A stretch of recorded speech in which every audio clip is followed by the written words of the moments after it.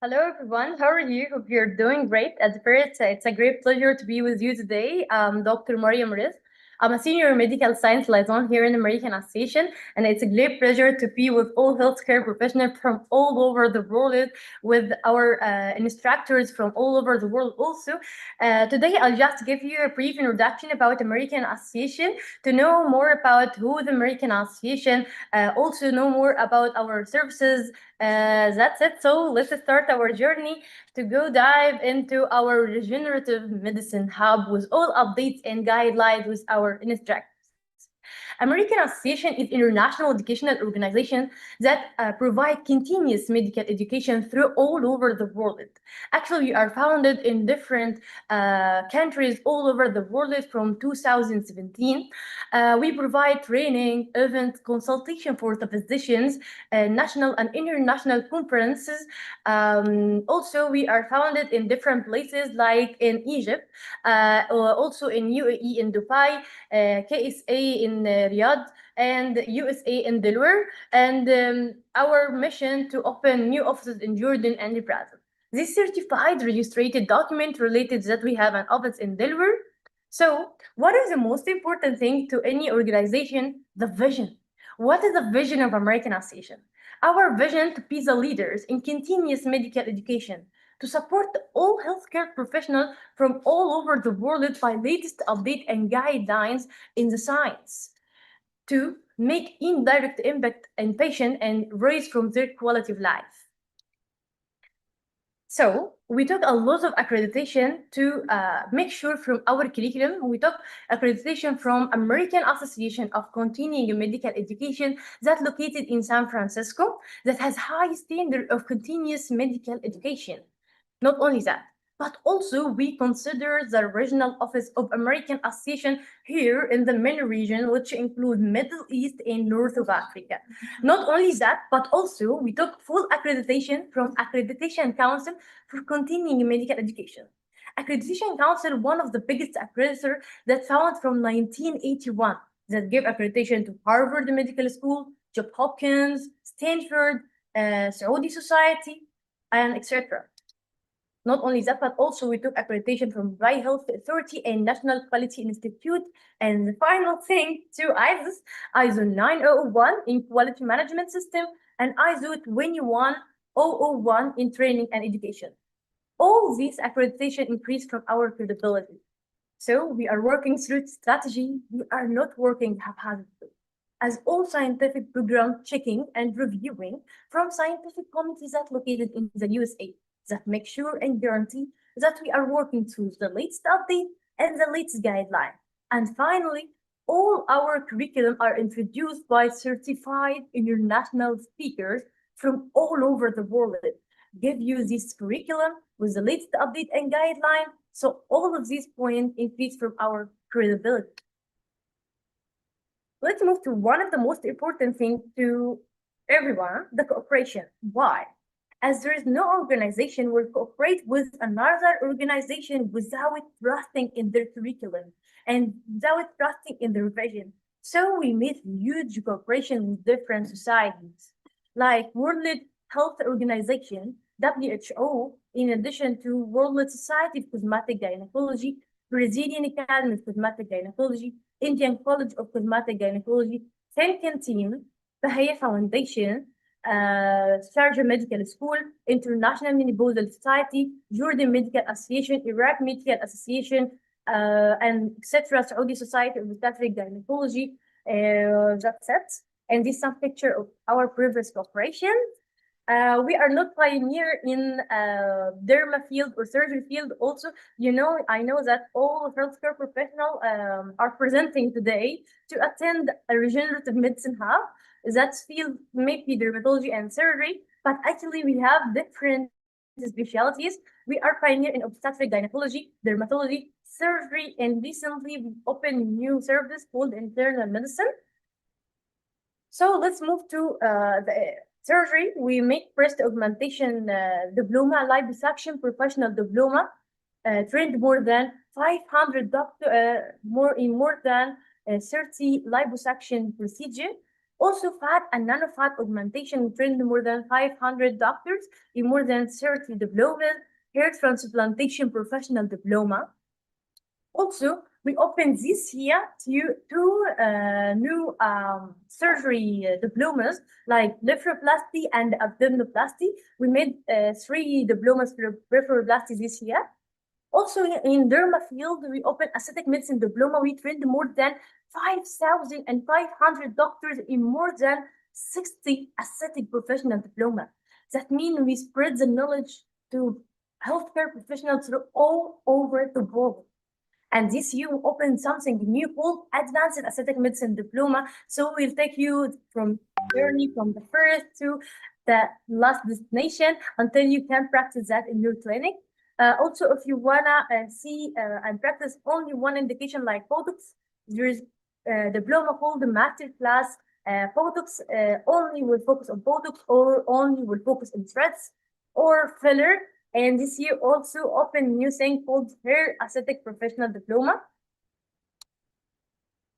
We offer fellowship, but in gynecology field only. But in derma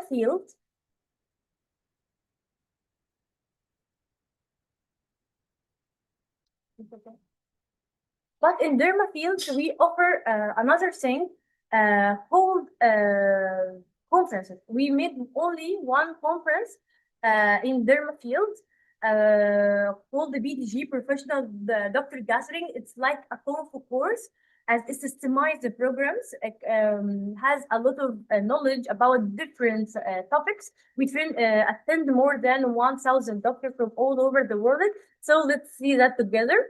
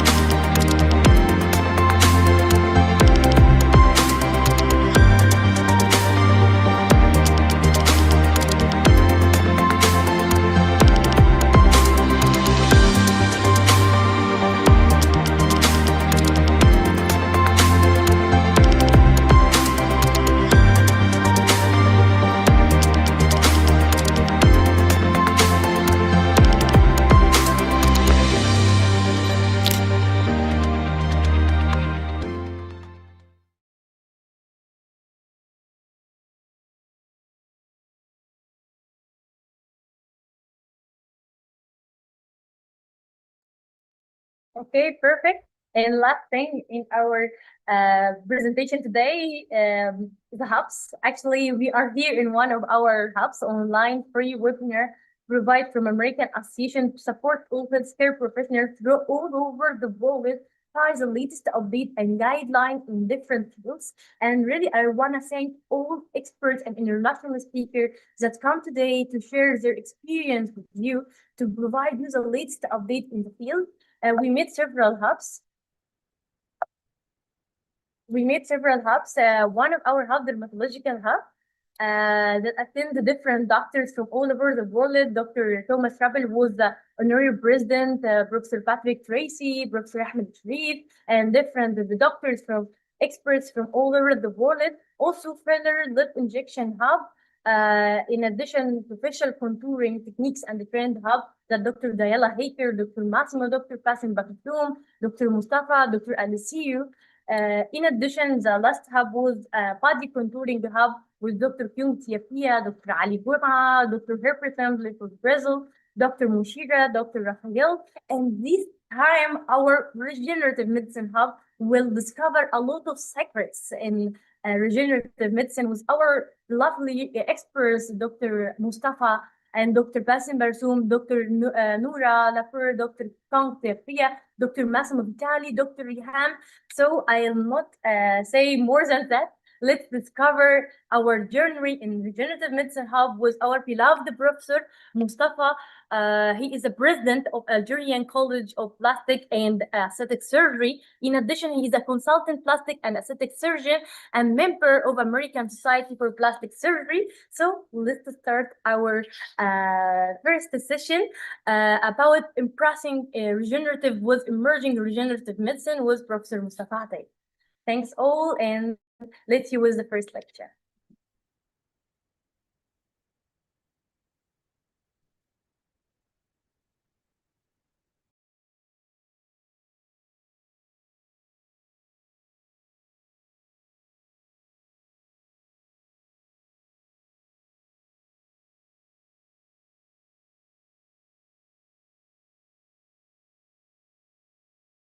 Okay. Hello. Hello, Dr. How are you? Hope you're doing great. Hello. Good morning for you. It's Yeah, almost it's one just evening for you. 1 a.m. But it's okay. I'm waiting for you with impatience. Really, first of all, I want to thank the whole committee for this invitation. I'm really delighted to share with you this moment, and especially with the high quality services you are providing. This is the second time I'm dealing with the American, this academy to share with them in my expertise, and I think that you are doing a great job for this. I'd like to thank you, Doctor, for your time. I know that it's 1 a.m. now in California time. So Exactly. really, I want to thank you very from my deep heart that With you give this a chance to us to share your experience with us. It's an honor for me to share with you anytime I'm okay. Okay, let's go to the topic. Okay, I will share my okay. Going to share sharing. Mhm. Okay, just make it smaller. Mhm.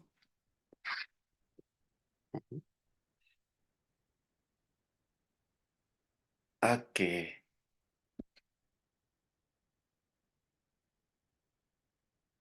Bismillah ar-Rahman ar-Rahim. It's a really pleasure to be with you this moment anywhere in the world, and I grasp this opportunity to say hi for all of you from America to North Africa to Asia to South Africa. It's for us this kind of communication allows us to share our thoughts worldwide. This mama, I will talk today about the rejuvenation with emerging regenerative medicine. As you know, it's the people they are searching for integrated well-being. This is the main goal. We know this through, the mental and physical well-being have taken the central place in our life. Beauty is not longer measured by our feelings, but about appearance and all, but also through global vision that includes mental and emotional and social conditions going beyond conventional ideas about beauty. As you know, as described by Maslow, the pyramid of Maslow gives us an idea that on the top of the pyramid, we have the esteem. The beginning, the baby needs the physiological needs. Then we have the safety needs, the No, love Doctor. and belonging. If you It's, share any slides, actually, it's not clear to us. There is no slides. you you have it. Okay, I will reshare it. Share screen. It's okay. It's okay now. Yeah, actually, now the slide Oh, is clear. I'll make it clear. Okay. Okay, just push it bigger. Okay, and then it's okay now. You have the screen. It's okay.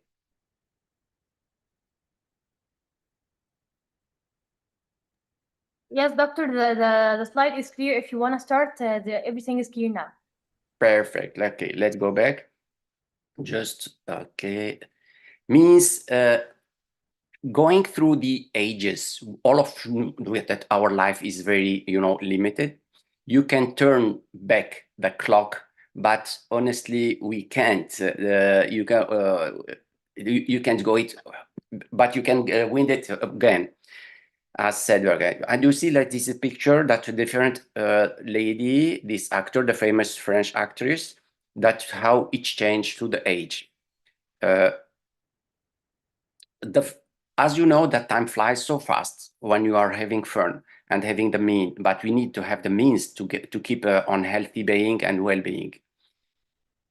You can see through the ages how it can change for the same person.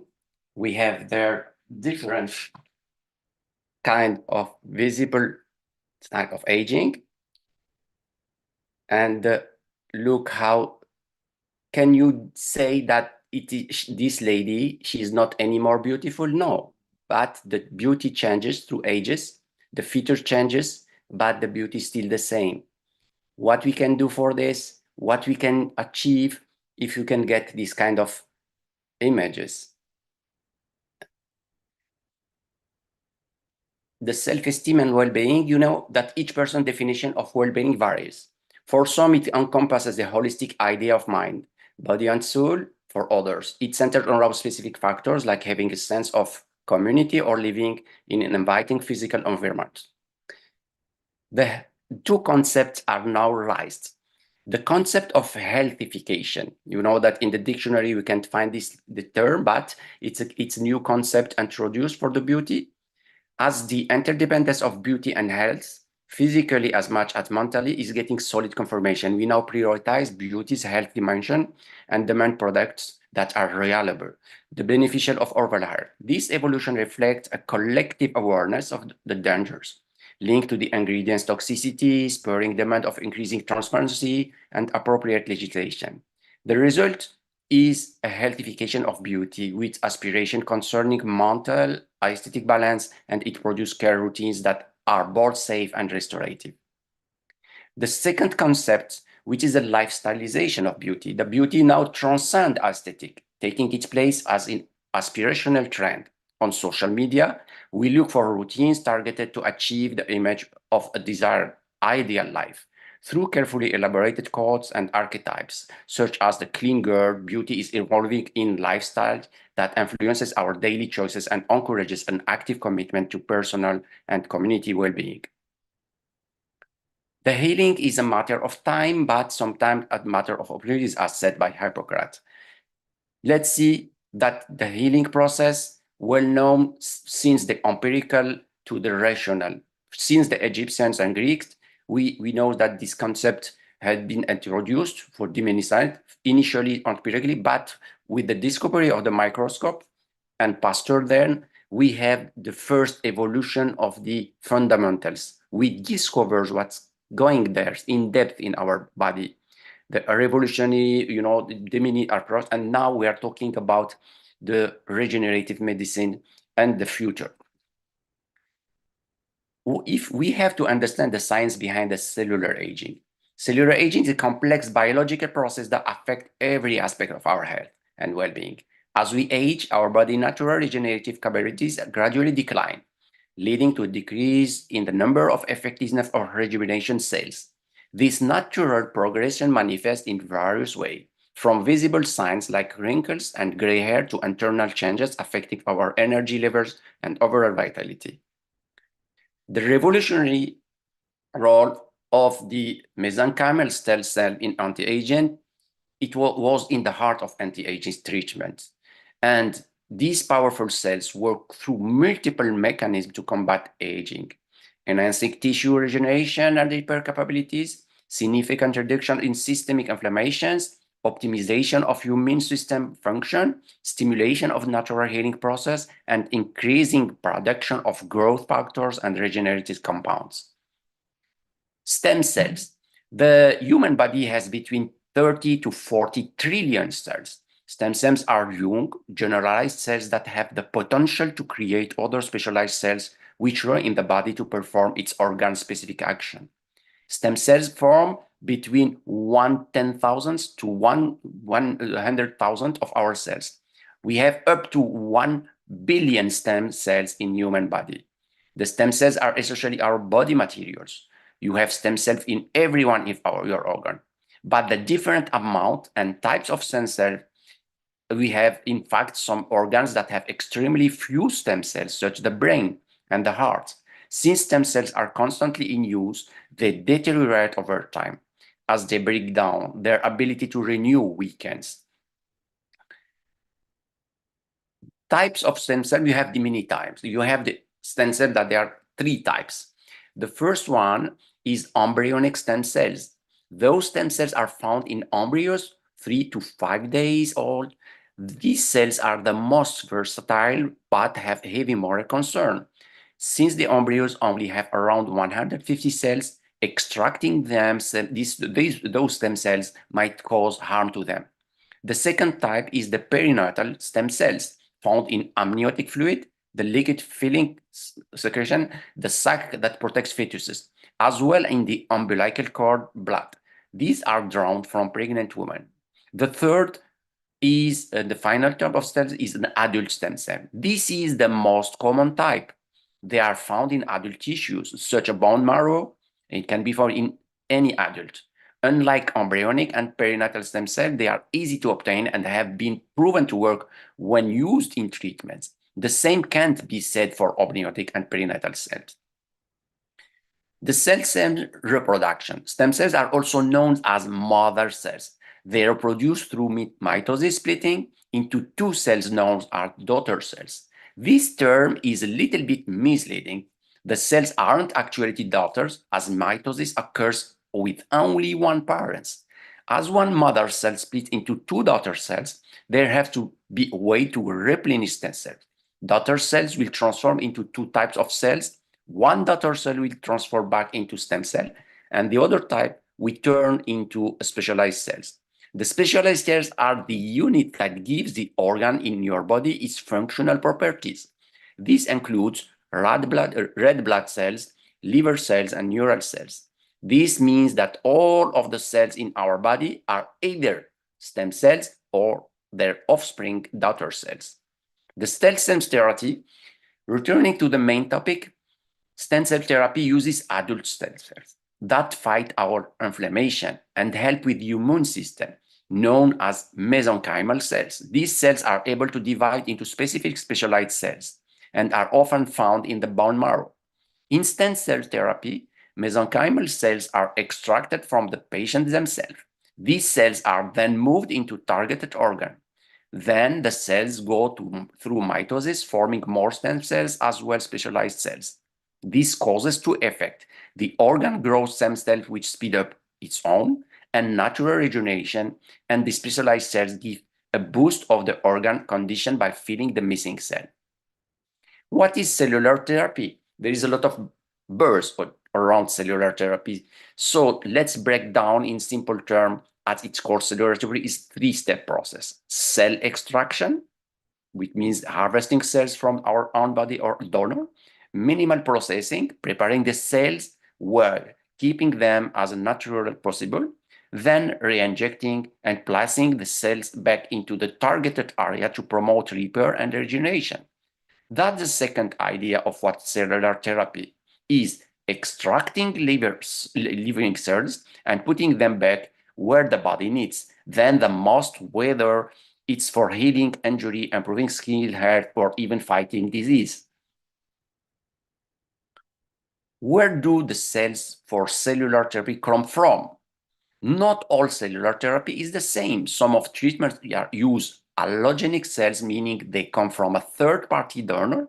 You will see this approach in certain research clinics for rheumatoid arthritis, hematologic disorder, and certain types of cancer, among the other treatments.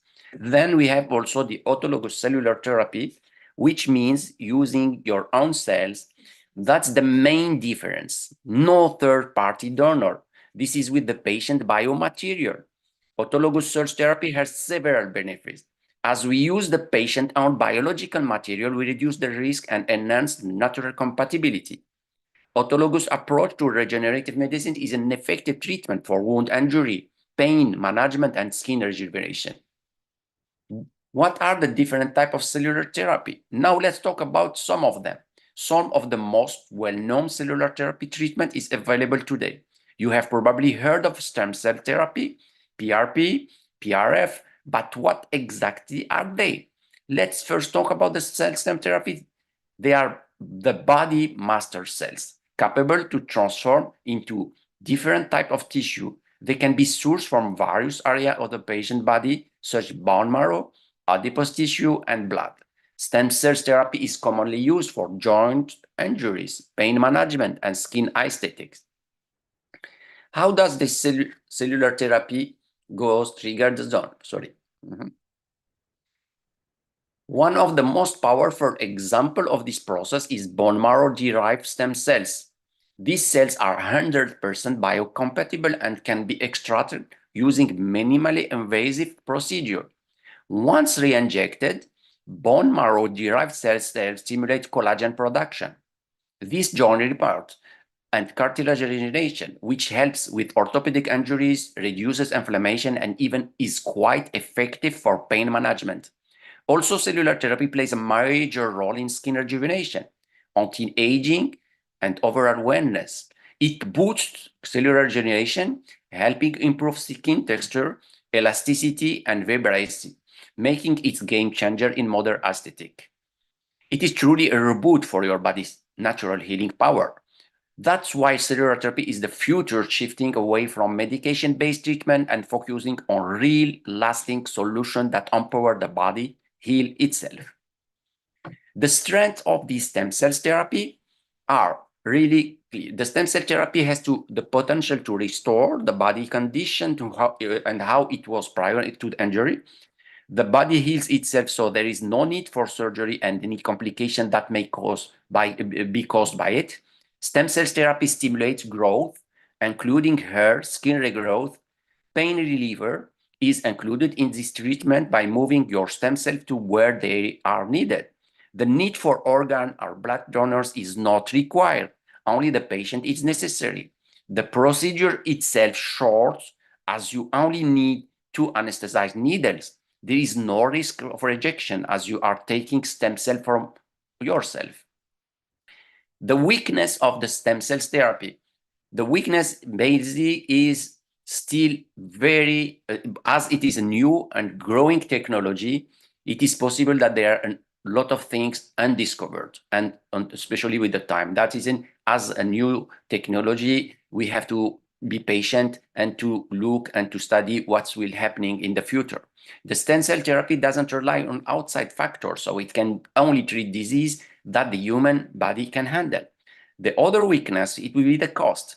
As you know, the technology now is raising, there is special machines, and the techniques and the procedure still are not, at the disorder of the common people. Means it's a kind of elitist technologies. Why cellular therapy is a game changer in regenerative medicine? Changing the future of medicine, it learned how it promotes healing, tissue repair, anti-aging and anti-aging naturally. The human body is an incredible piece of work. It heals, adapts, and regenerates in ways we are still uncovering the ability to amplify the body's own power to repair and restore itself.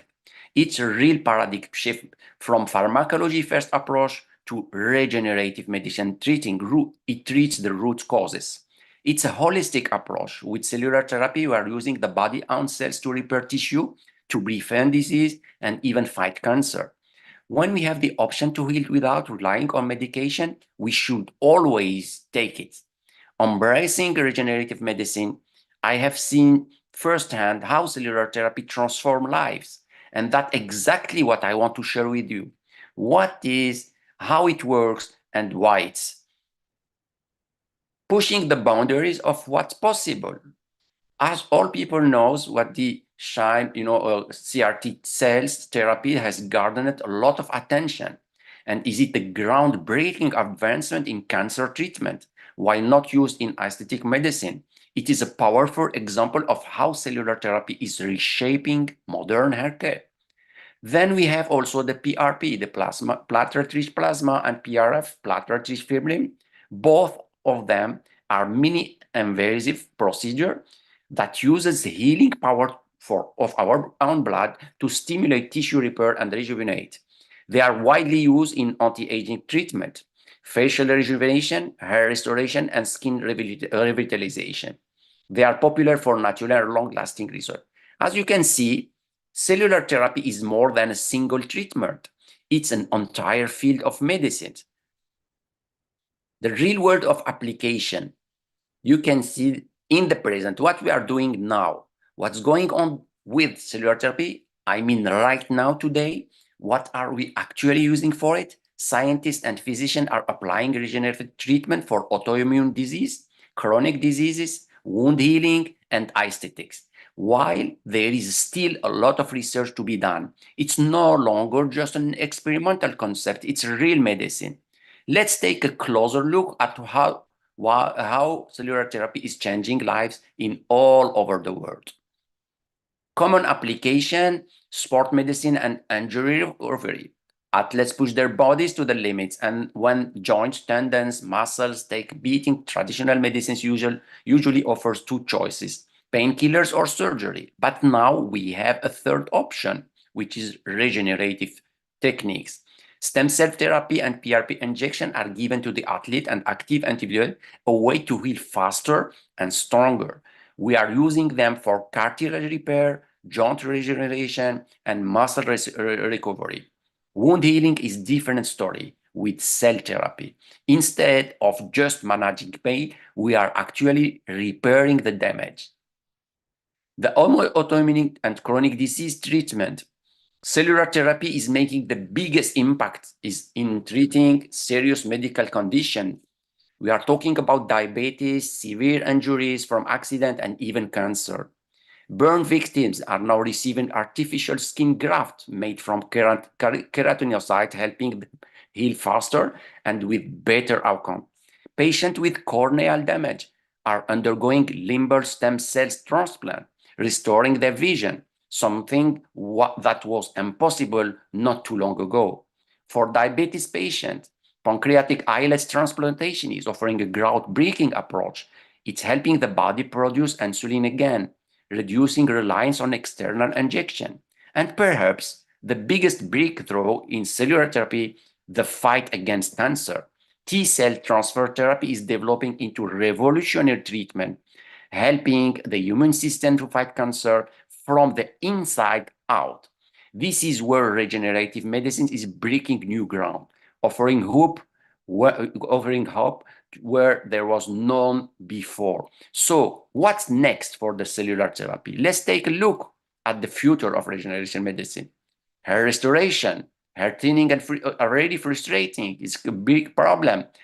Now with regeneration, we can stop hair loss. Today, PRP therapy is providing to be powerful, natural alternative for hair restoration. By stimulating dormant hair follicles, it helps regrow thicker and healthier hair. Cell therapy is especially effective for early-stage hair loss, helping patients maintain and restore their natural hairline without surgery or artificial chemicals. The dawn of the new era in skin rejuvenation.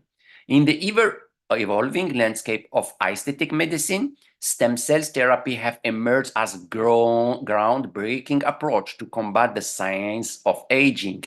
This innovative treatment modality is transforming the field of dermatology, offering hope for those seeking to rejuvenate their skin and restore the youthful appearance, a chance to make aging comfortable.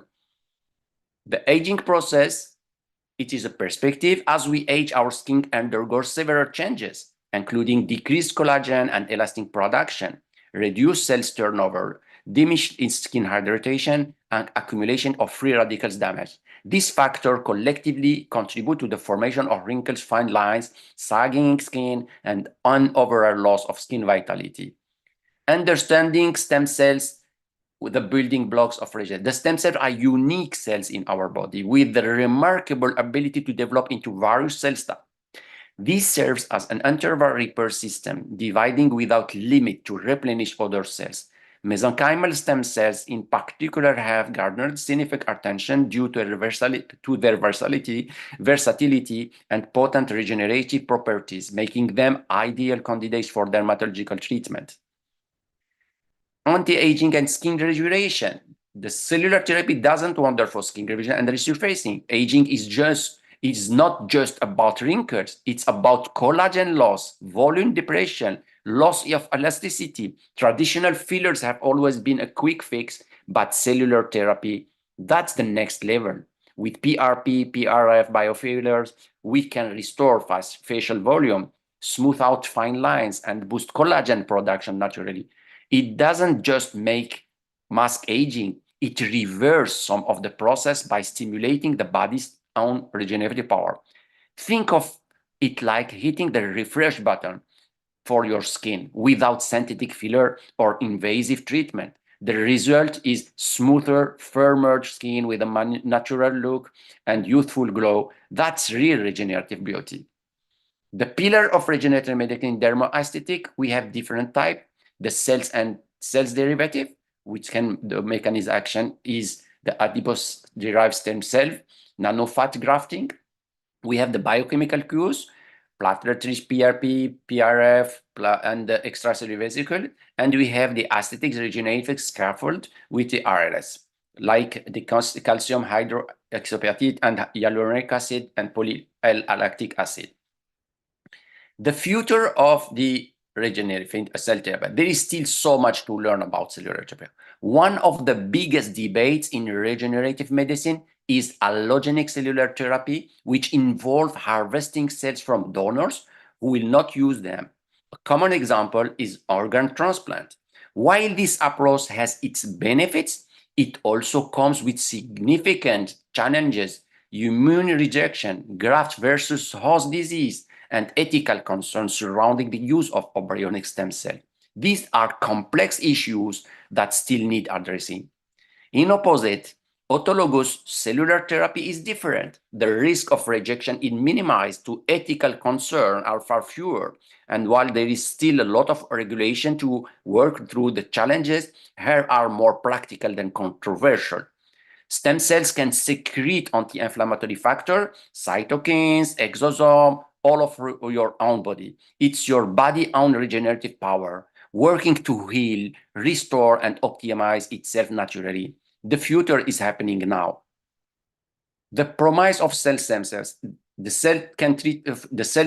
stem cells treatment for anti-aging skin condition work on multiple fronts to rejuvenate and revitalize the skin, enhancing collagen and elastin repair, accelerating cell turnover, improving skin hydration, combating free radical damage, restoring facial volume, and strengthening the skin support structure.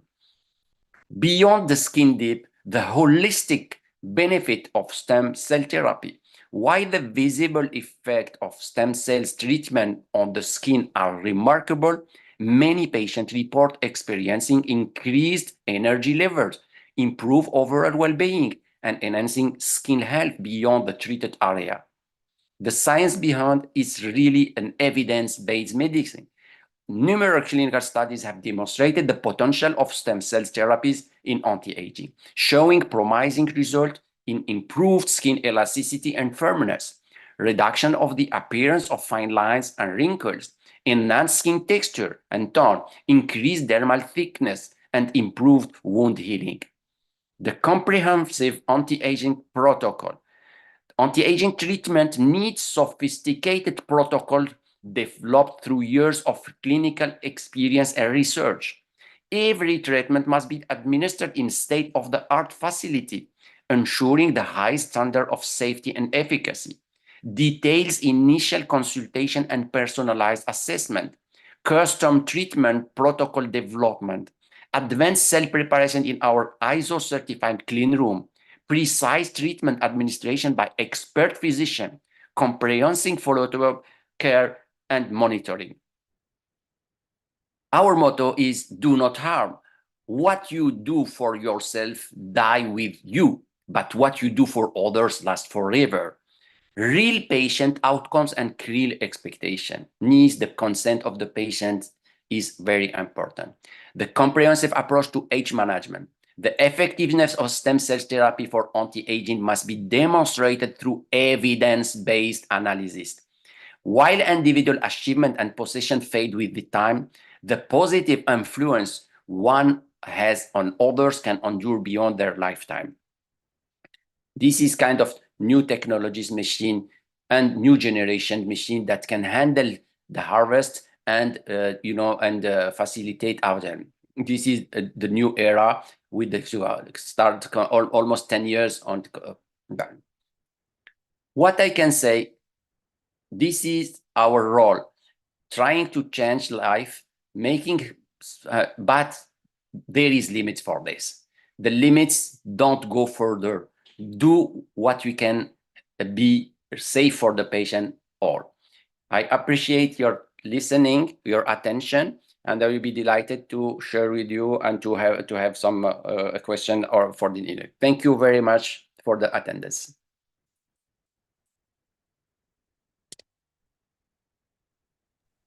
Thanks a lot, Dr. Mustafa, for this amazing and interactive session. Actually, if there's anyone has any question, don't waste the chance and write in the chat box. Ask Dr. Mustafa about anything in regenerative medicine and in this lecture. A lot of people, Doctor, thank you in the chat box, and don't waste this chance. You have the legend in the field. Ask him Thank you. anything that you want. Doctor, actually, I'm speechless. There is no words can describe my gratitude for your opportunity to second sharing with us in the regenerative medicine hub. Thanks, Doctor, a lot. And if there is any a lot of people thank you in the chat box, and if there is any one of our attendee ask you, you have the chance. Dr. Mustafa with us now. Ask him Thank you. everything that you want.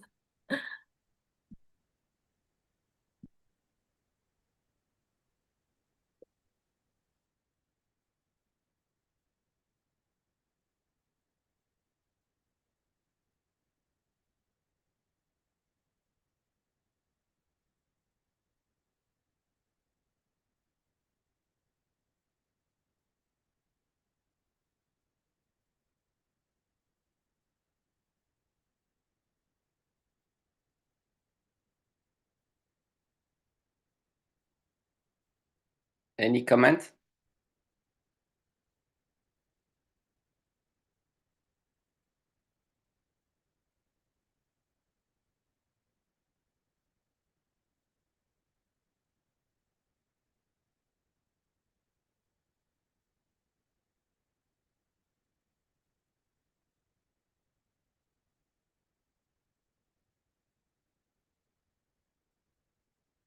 Okay, there is one question concerning some people want to learn. I think that I did only the generalities and just an overview. You will have many colleagues that will talk about the techniques, PRP, and other sorts. Okay.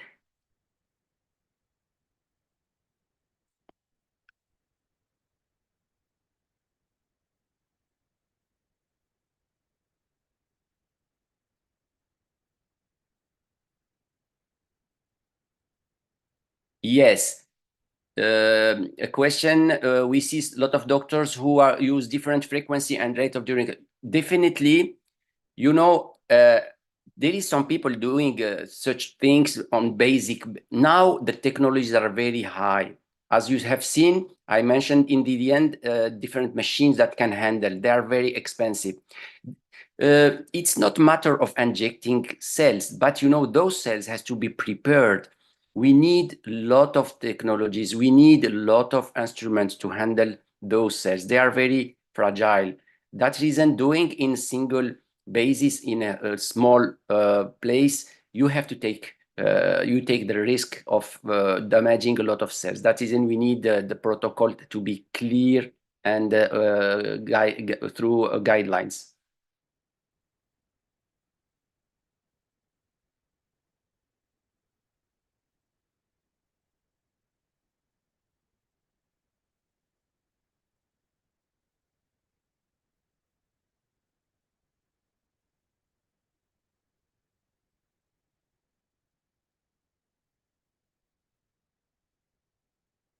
Okay. Is it effective in infertility treatment for patient with very low? I mean, yeah. There is. It was used many years ago, trying to to not for azoospermy. When not used by some techniques, they are using some of them, but not effective till now.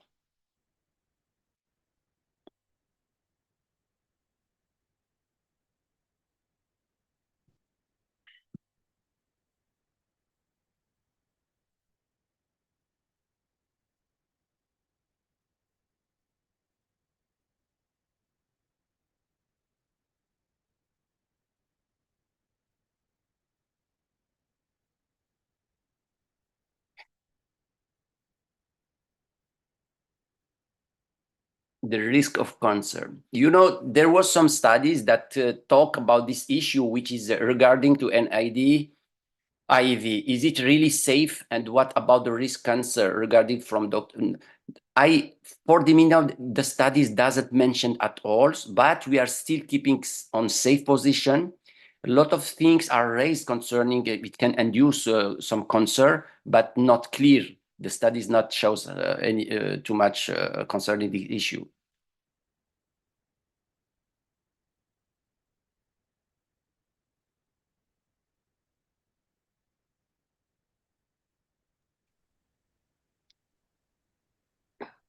There's a lot of comment, doctor, in the chat box. A lot of your attendees want to ask you about a lot of things. So take the last two questions to Thank you. complete it. Okay. Thank you. Thank you. About stem cell injection available for skin and weight and doses also apart from rejection. There is no risk of, and the risk of rejection is very, very low. As you are going on autologous, you are not autologous, you are taking your own cells, means the risk of rejection is very low. The problem is if you have not prepared your cells correctly. That is the main issue. You have to handle the cells very smoothly and quietly. That's the reason now the machines is doing better than the classical technologies. Means, but the rejection we haven't.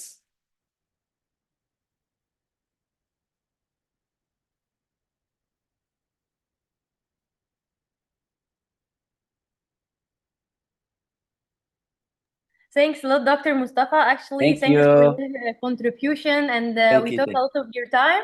Thank you. And A I know pleasure. that now it's, I think, 2 a.m. In California. Yeah, exactly. Thank you very much. A Really, pleasure. so speechless. And now we will continue our session with Dr. Massimo Vitali.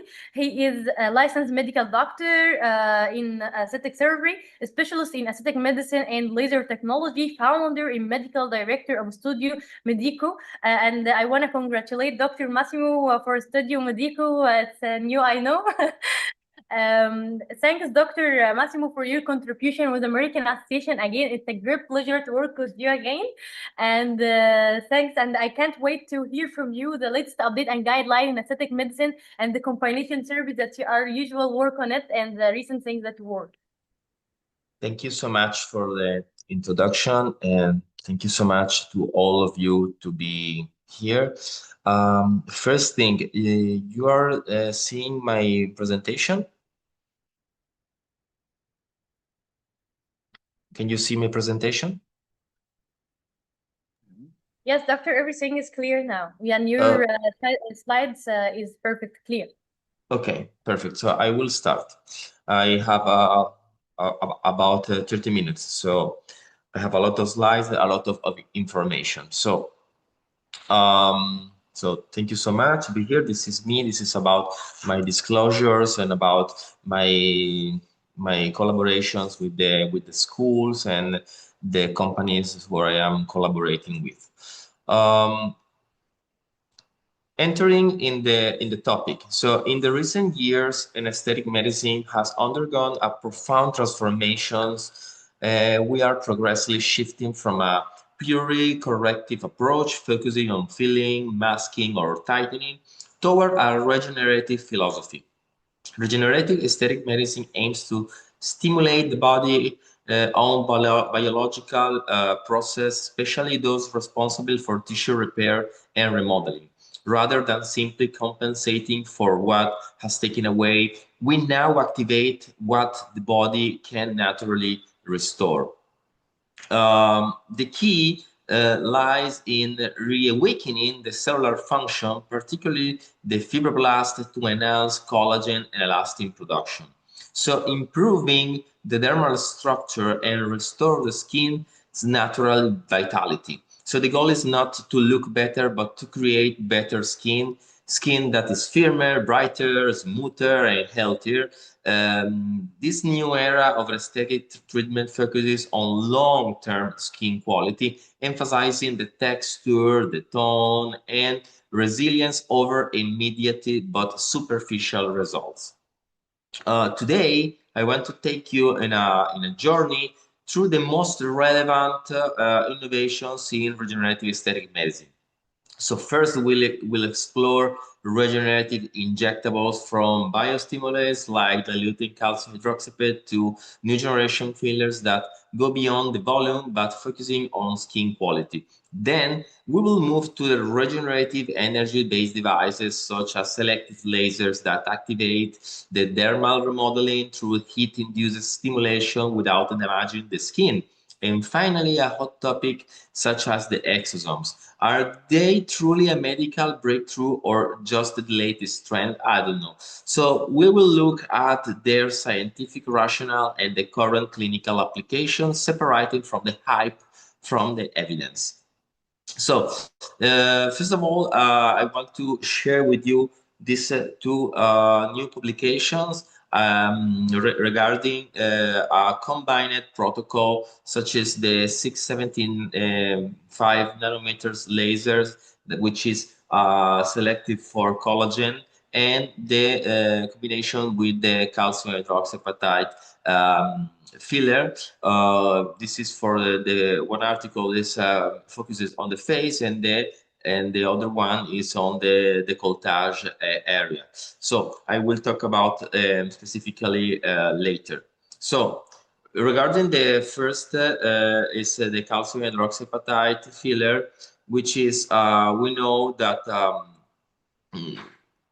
I'm sorry, go back. Okay, sorry. So we know that it's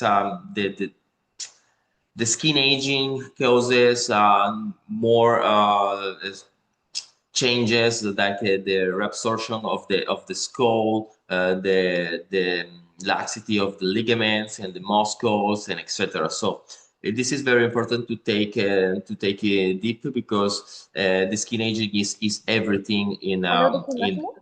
yes. The slide shares, actually, there is no slides now. No slides? Yeah. And now? Until now, no slides. I'm sorry. I will share again. No problem.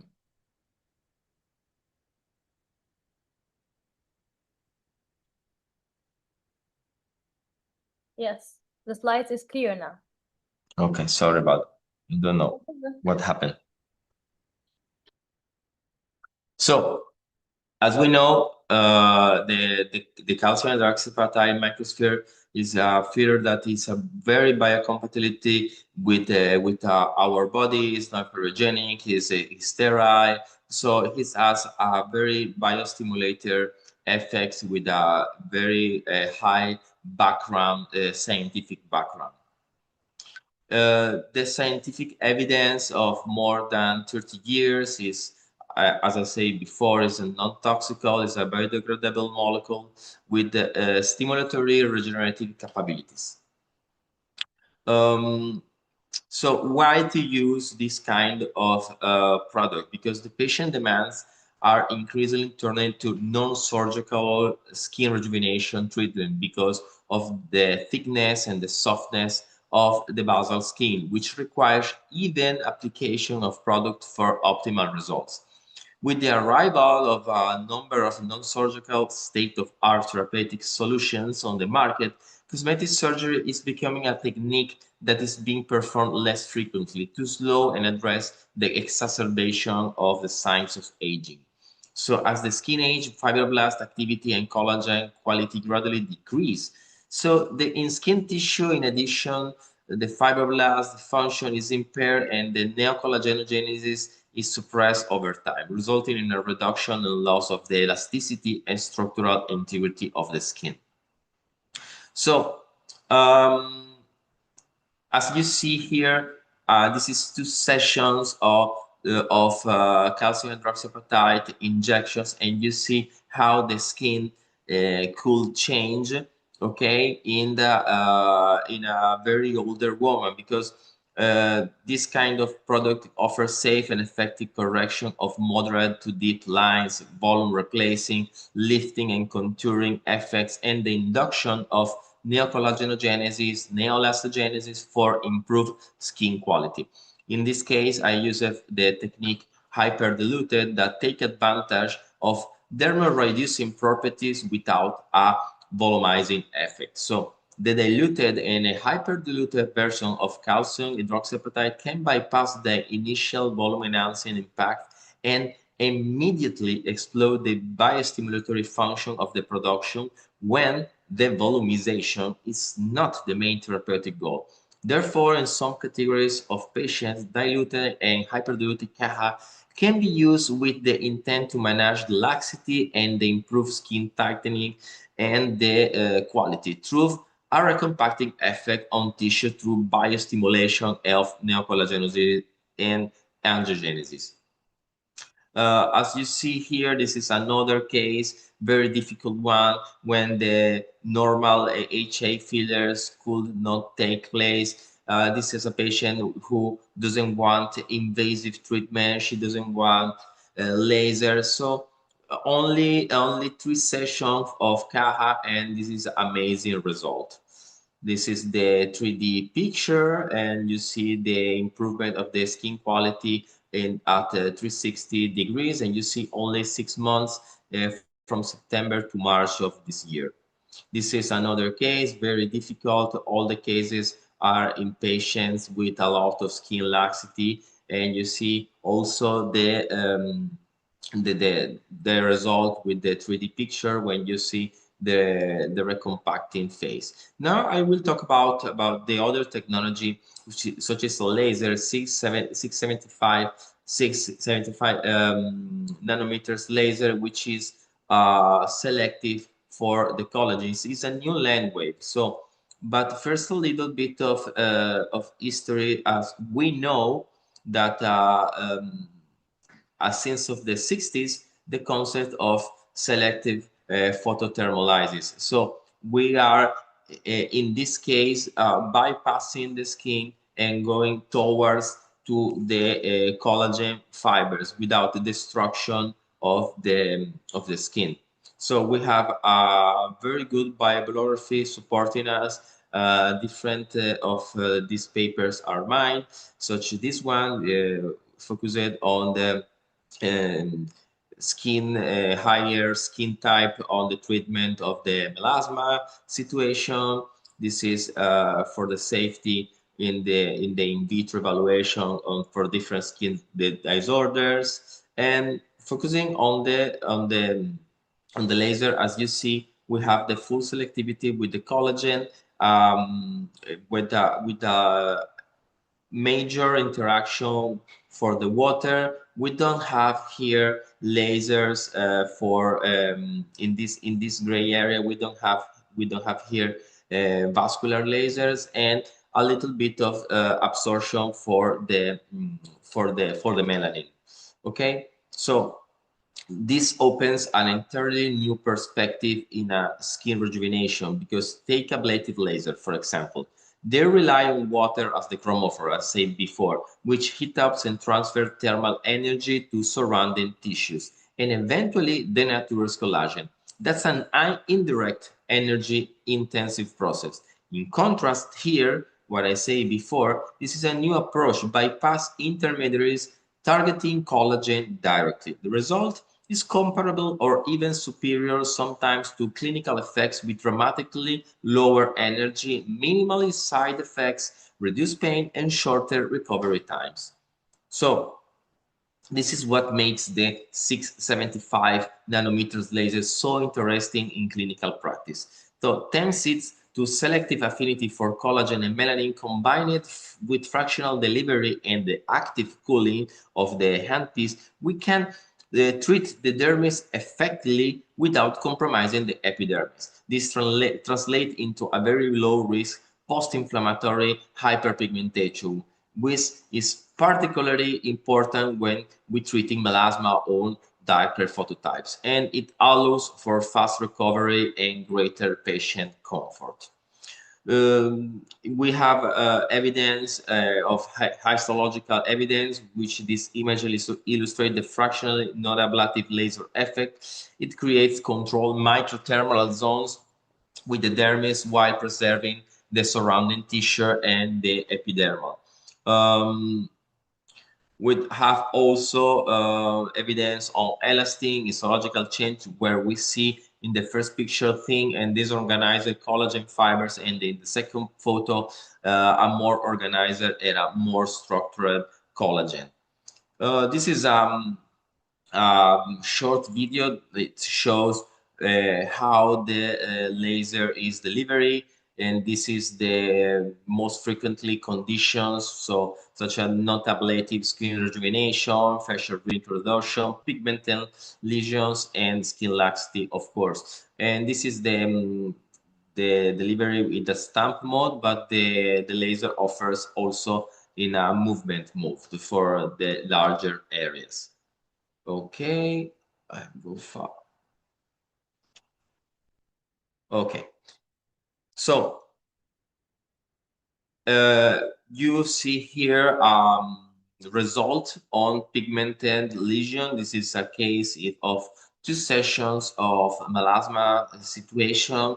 Is a mixed melasma because we had the vascular pattern under the skin. I don't put the picture here, but you see in almost 1 year we resolved this situation. It's a very difficult case. Obviously we have also rejuvenation. You see the 2D picture on the left and the 3D picture when we see the skin repositioning without fillers and the correction of the pigmentation.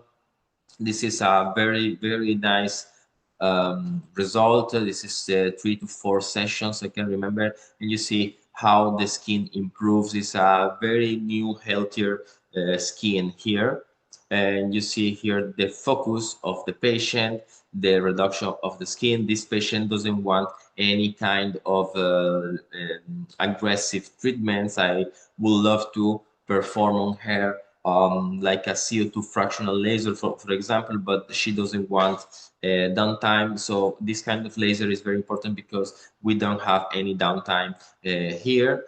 This is other very good case. You see, this is a smoker patient. She likes a lot of the sun, and you see 2 sessions, and the skin is almost new, let's say. We see the 2 and then the 3D picture, the brightness improvement.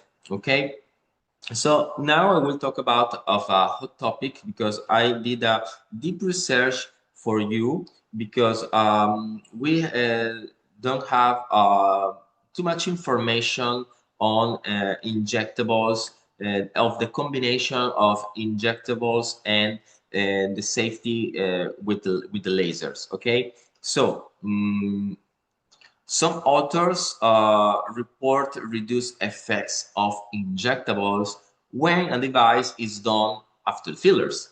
Other authors show lasers to be safe after fillers. This is a comparison about laser IPL, which is not a laser, and radio frequency and fillers. So this is an old study that shows that the filler could be affected or not affected after the laser and the heating delivery on the skin. So this is a discrepancy among authors. Some argue that the ablator laser does not reach deep enough. So it's impossible to study every technology, every length wave. But by my side, I did like a study, an experiment about with the calcium hydroxyapatite and the 675 length waves to see what it happens. So the question that we normally are used to is what to do first and which laser to choose. So the lasers is difficult, you know, because when to use energy-based laser versus a filler injections, because treatment with the lasers transfers heat direct to the collagen fibers and attracts the macrophages, the neutrophils, the lymphocyte, promoting faster resolution of local inflammation. The use of a first energy device can simulate a youthful skin and a non-fibrotic condition and facilitate subsequent filler injection, but may be more superficial, less frequent, less quantitative, with less chance of adverse effect. But there is a risk of increased inflammation due to external mechanical stimulation. The use of energy device after the filler could help the filler reorganize and redistribute it in the space. We don't know. So in this order, there is no scientific evidence for the use of ABD energy-based device and CAHA. So the study that I showed before is the first in the world at the moment. So it's the first study in this topic. This is the study design. I will skip this to save time. This is very, very important because I simulate three cohorts. The most important one is the third one because the laser after the CAHA injections. The participant, okay, the inclusion criteria exclusion. I will skip this, okay, and clinical cases. As you see, this is the patient I showed you before after a treatment of CAHA and the laser. You see in the lateral part, and also you see the augmentation of the not the volume but the skin tightening, and with measure with the quantifier the augmentation of the skin in this area, because at the very first time in the blue area was with a lot of skin. So the blue area indicates the loss of volume in that area. So it means that we had a skin tightening of the skin, as you see with the arrows of the vector arrows. Okay, this is another case with you see very youthful, more youthful skin with a lot of brightness. Other case with this combination, you see patients that they have improved in at a 360 degrees improvement. Okay, I will go a little bit faster because I lost a lot of time at the beginning. More cases, as you see. So now we are entering in another topic, which is the thulium. This is a laser that promotes heating and creates a micropores, because the 1927 nanometer fractional laser operates with a let's say a sub-ablative mechanism that targets the upper dermis and epidermis, creating controlled microthermal zones. This action actually increases the skin permeability and makes it particularly suitable for transdermal drug delivery. So the laser generates microchannels that allow for enhancing penetration of active compounds such as exosomes. So these vesicles are acting as intercellular messengers that transport bioactive molecules capable of modulating inflammation, stimulating fibroblasts, and promoting tissue repair. So this land wave specifically interacts with the water in the skin, making it effective for improving texture, treating dyschromias, and facilitating, as I said before, the delivery of regenerative actives into superficial and mid-dermal layers. This synergy between controlling laser-induced injury and a regenerative molecule supports a more biological-driven rejuvenation process. Talking about a little bit of exosomes, we see if we type the word exosomes associated or skin regenerative medicine, we see a lot of results at the moment. So this is a result it updated the last month, and you see more result come up over the years. Okay, because these are molecules that are very studied.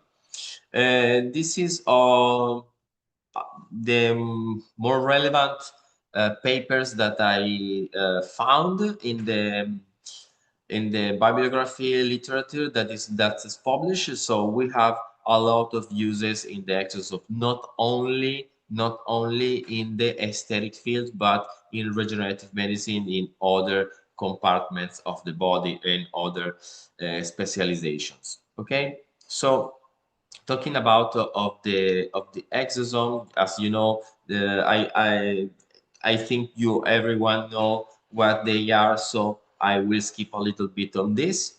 And just you know, the exosomes are the central component of the intercellular signaling. So it's like let's say like the avatars of ambassadors of each individual cells. Okay.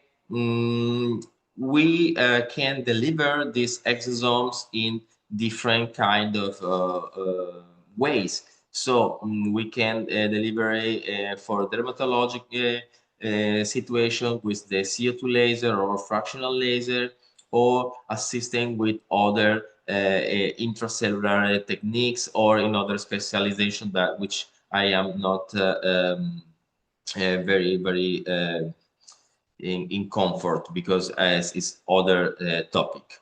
Okay, so if other kind of papers that you will find a lot of information is typing needling exosomes, microneedling exosomes in dermatology, because you with these keywords you will find a lot of results.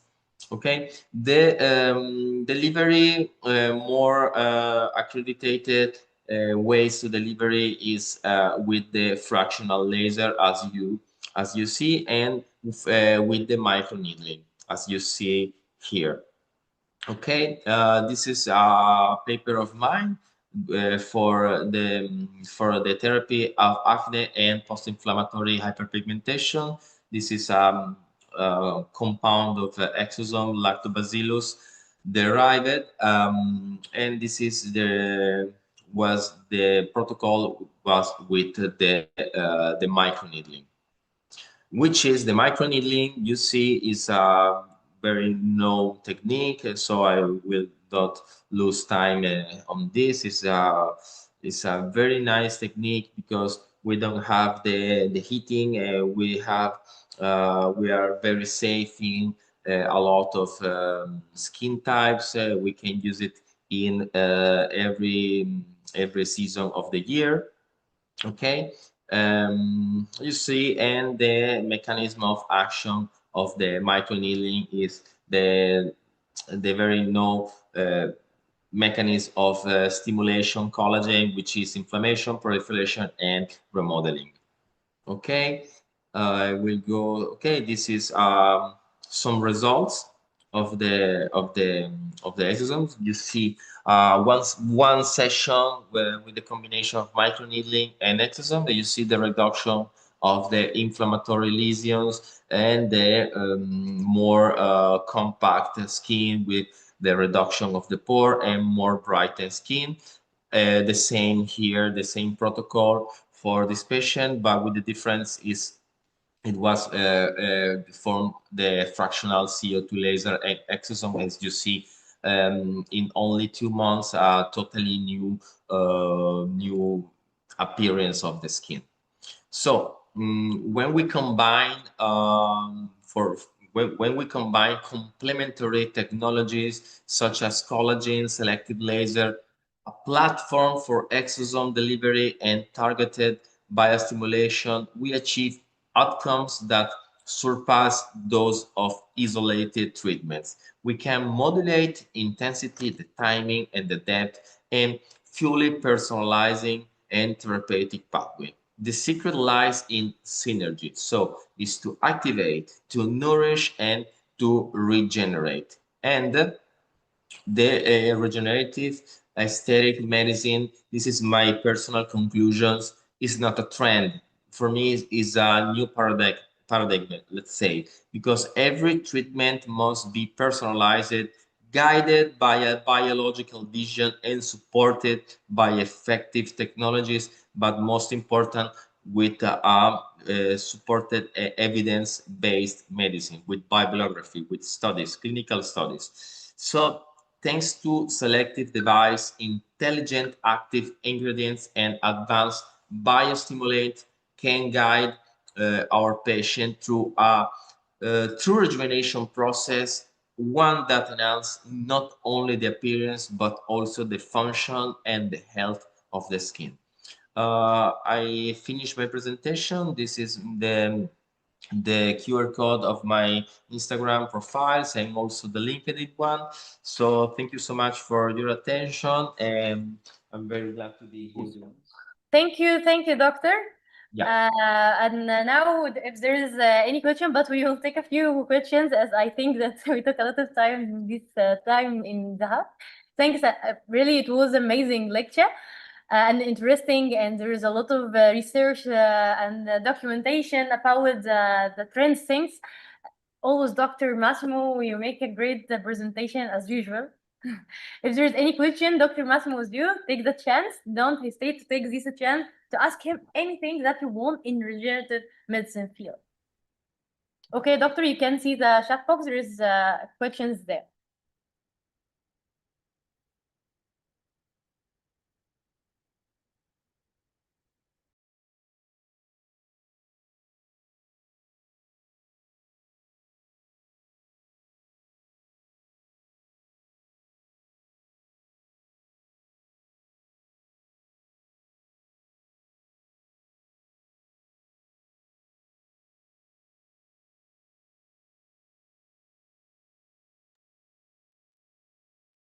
Okay, thank you so much. So, what should be the approach for PAH after microneedling with exosomes? I mean, you can do the same microneedling with maybe with biorevitalization substances with the pigmentant compounds, or you can use hydroquinone, or you can use other lasers for with anti-inflammatory actions. I'm very used to the pico laser, the fractional laser. We have a lot of alternatives. Also, the 675 nanometers laser could help. We have a lot, really. The most important thing is not to treat the PIH, but to avoid the PIH, in my opinion.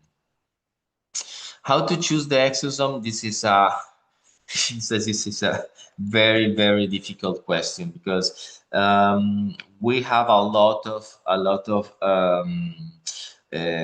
companies that nowadays are producing these these products. I think I will not name the brands that I use, but my suggestion is when you know a company, maybe you are at a congress and you see this company that is selling an exosome, the first thing is to search the bibliography and the scientific studies and the validation of these products. I think this is the best way. If you see the articles that I shared, you will find a lot of information and it will be easy to choose the right product. Oh, as combination between fractional CO2 laser exosome, we start with the laser and inject. Oh, the exosomes, actually nowadays we cannot inject it. This is only for delivery. Okay, it says in I think in there is a no country in the world that is allowed to inject the exosomes. It's only with drug delivery. So when you do the fractional laser, then you apply drops on the skin and massage. Um, about of the laser in color skin, yes, this is a very good question. It depends which laser. I mean, in a high phototype, I probably will not use a CO2 laser, for example, or a laser which interacts direct with the epidermis, with the water. Okay. In the presentation, I showed this 675 nanometers laser, which is selective with the collagen, with a minimal interaction with the water. So we have a lot of bibliography nowadays, which is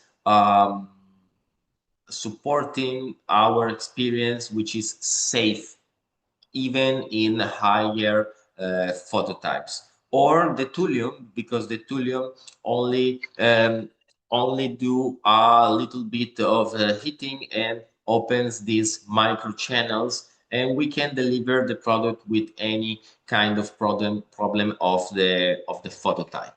But if you don't have a laser, you can do the microneedling with a lot of safety. The exosome injection is not an injection, so it's not correct.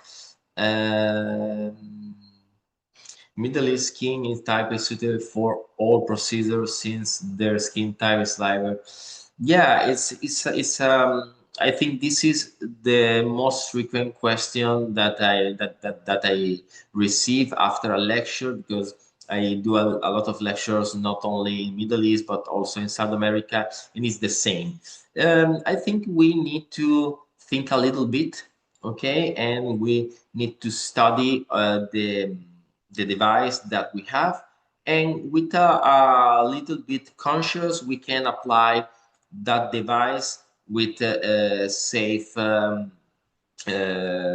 results, because we need to remember we have tools, we have device, and we are deciding what the device, what the tool could do. So we have a lot of parameters, and we can modulate these parameters to obtain good results and safe results. I have read that evidence-based interest in emerging, and some experts worry about long-term continuing. Yes, this is a very good question. That's why I am only using exosomes which are let's say with a lot of years of experience, a lot of years for using within thousand and thousand of patient. So exosomes is a very difficult topic, but I am agree. I will not use every kind of product, but only with are more certified and more safe. But for sure, I don't know what could happen in 20, 30 years. I mean, in the 90s, the silicone and the permanent substances were very good, and now we know that are very bad. So aesthetic medicine, dermatology changes very faster. So basically, no sufficient study on effect of ABD after filler injections. Um it's not clear. We have a lot of studies, but it's not very clear. I show you do a lot of papers that this is a very discrepancy about the authors. So, in my opinion, if I need to do um, an aggressive CO2 laser, I will perform first the CO2 laser and then the injections. But if I do other kind of laser, in my opinion, it doesn't matter. Okay, pico laser on melasma is very nice. Caja or polylactic is a very long answer. I just want to say I am not really big fan of polylactic acid because of the type of the stimulation, because it stimulates a giant cell reaction. Okay, PRP. I don't have experience of PRP. In my region here, it's not legal, so I never did the PRP. Does the collagen in our body a constant amount reducing by age as the virus? Yes. I mean, we our body decrease the production of collagen every 10 years. So this kind of procedures can help to maintain a stability in my opinion. I'd Lebanon, like Moscow. to thank you, Dr. Massimo. I know that we took a lot of your time, and there is amazing questions here and debates and dilemma about a lot of things. Really, I'd like to thank you again for your contribution with the American Association and for your time. Thanks again. And Thank now you. I'd like to introduce our Professor Basim Barsoum. He is a Thank you. consultant plastic surgeon, international member of American Society of Plastic Surgeons. We'll speak about one of interactive and interesting topic, face rejuvenation by Vital or Nanofat. So let's discover who is the best and which one is the best or both good. So I'd like to welcome Dr. Basim Barsoum.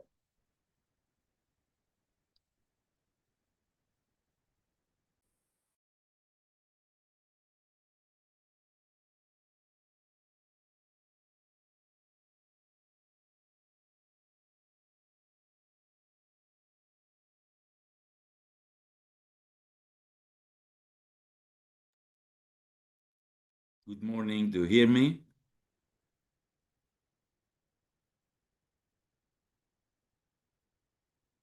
Hello, Dr. Basim. Hello, good morning.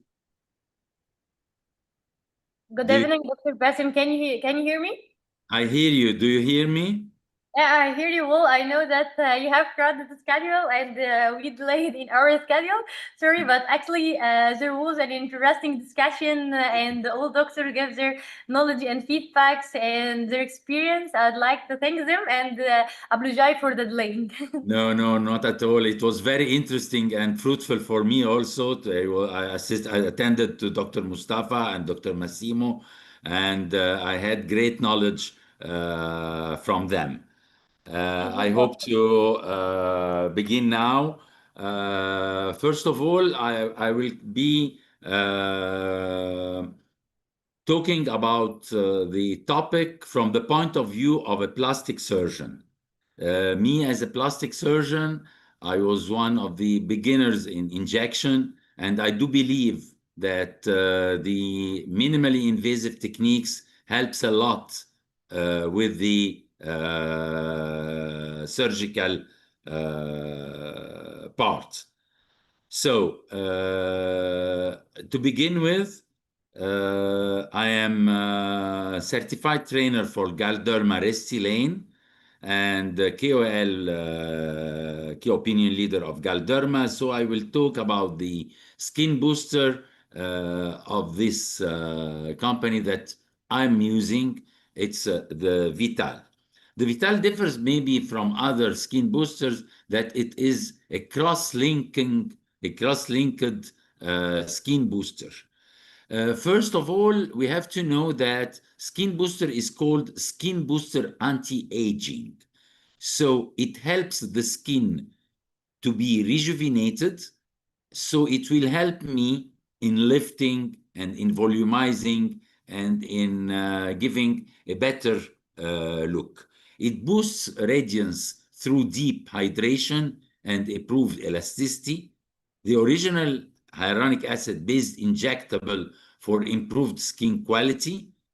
It's a favorable safety profile based on over years and years, and it gives, with repetition, a long-lasting result that leave them glow with confidence.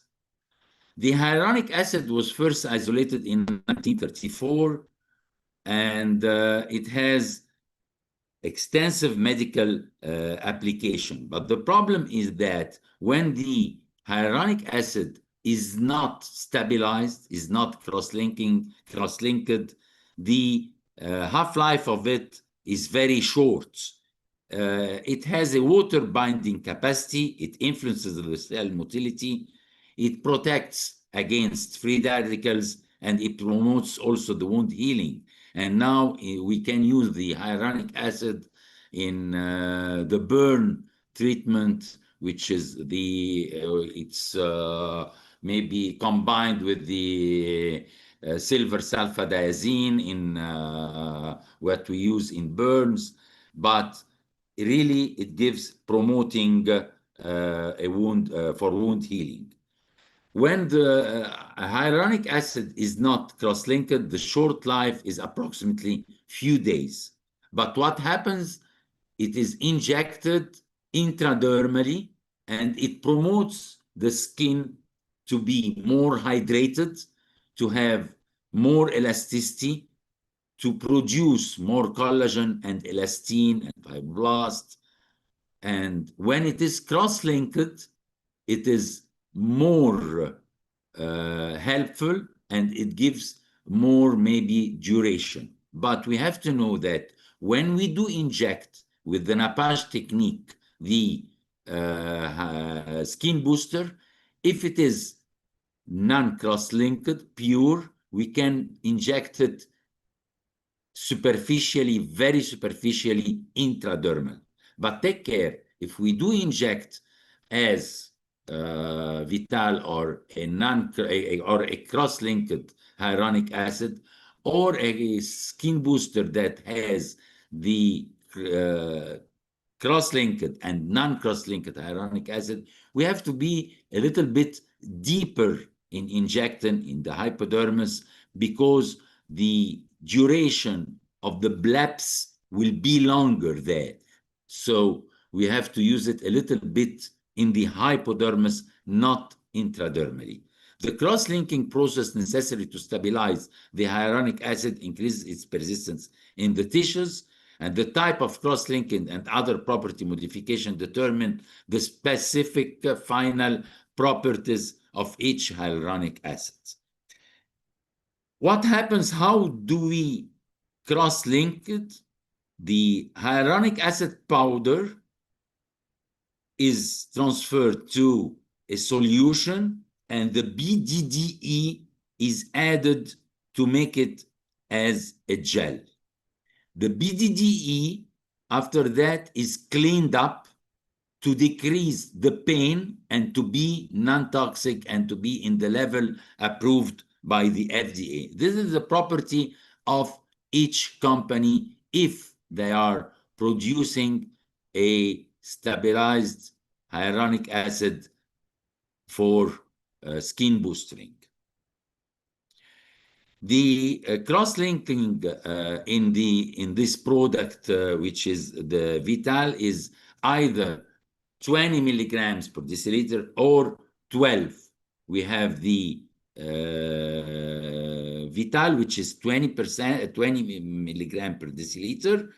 It's naturally produced in the skin, the hyaluronic acid. So when we do use a good type of skin booster, we restore the natural composition of the skin and we lock in moisture and improve elasticity, which is very important as being an anti-aging. The stabilization process preserves the natural molecular structure and maintains a natural cross-linking, homogeneously and specifically sized gel particles for detectable precisions, and it is again a firm gel, so that's why it has to be injected in the hypodermis. There is some Vital Light, which is 20 milligram per milliliter, 12 milligram per deciliter per milliliter. It is used in younger age. So if we have an older age or a thicker skin, we do use the 20 milligram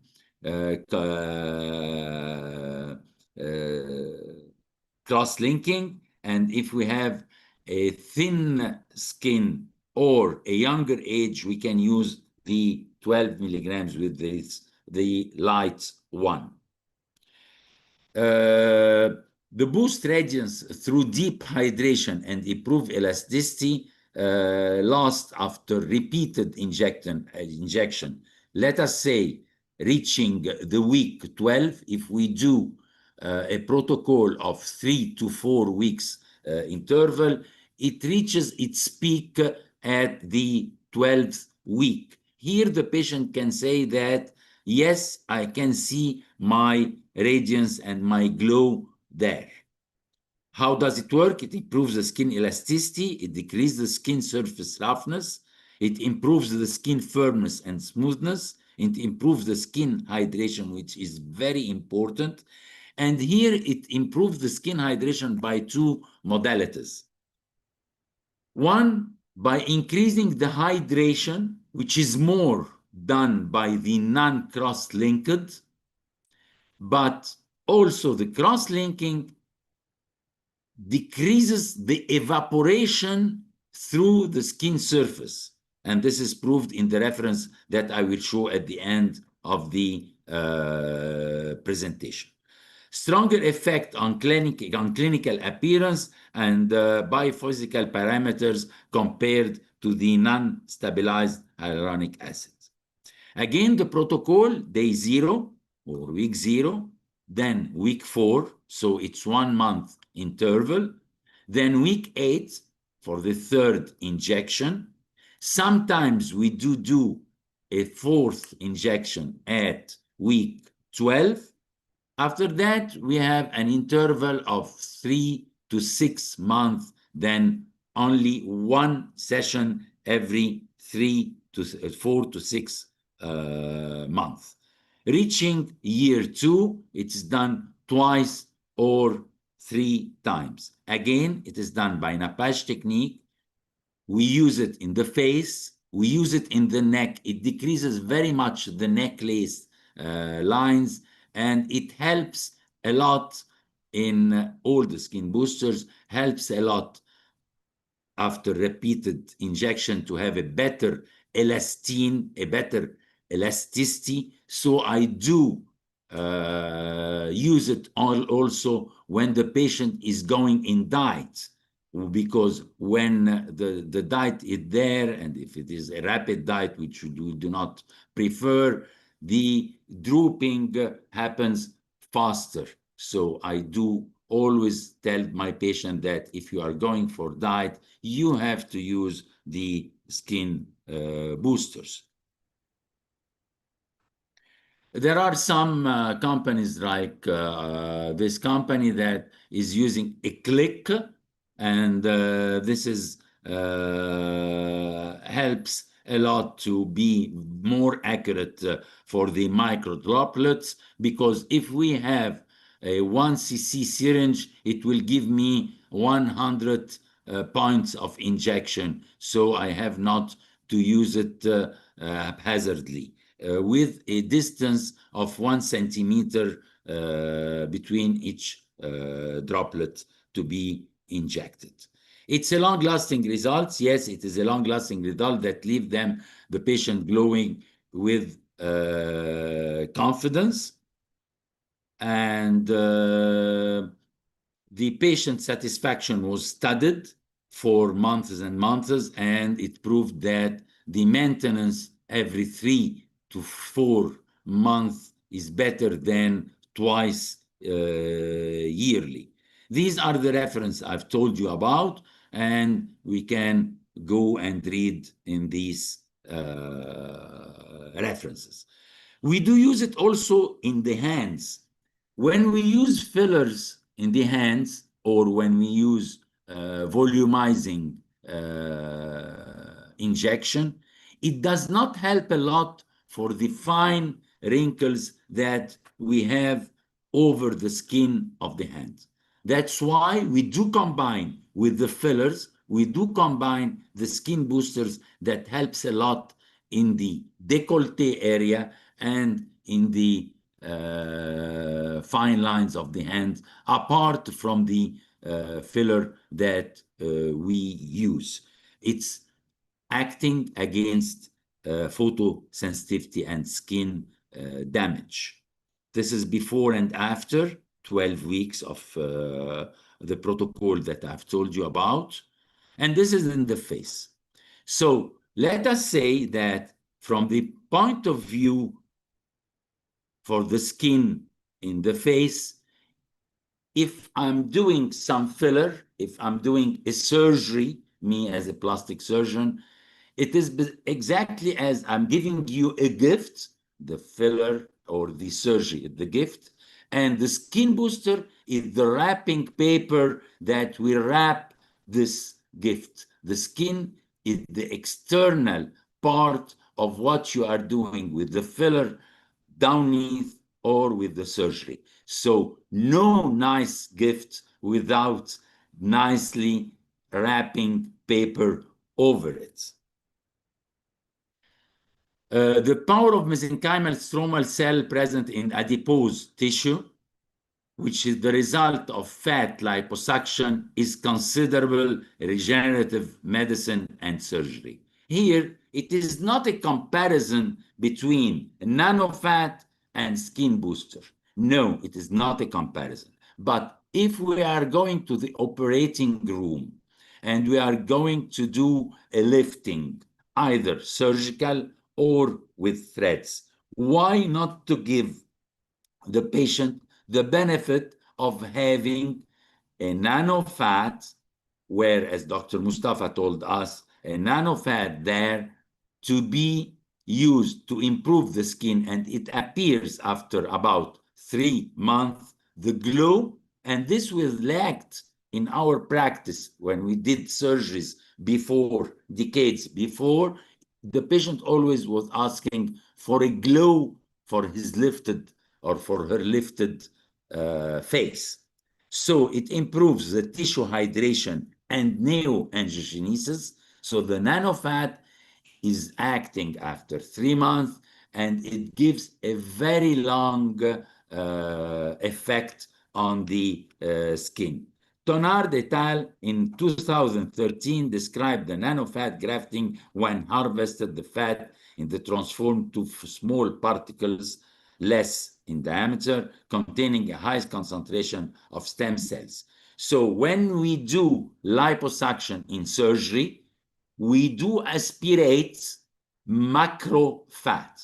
It is never, ever to be re-injected in the face. because the macrofat is a large globule where the center does not have its blood supply. So it turns to fat necrosis, and it can do calcification or it can do an abscess. So that's why inside the operating room, we do transfer the macrofat to microfat, and I'll show you now. Then we do transform the microfat to nanofat, and we do use it to boost the skin. The nanofat grafting is used in facial rejuvenation, in scar repair treatment, in breast and tissue regeneration. We do aspirate the fat. We do collect it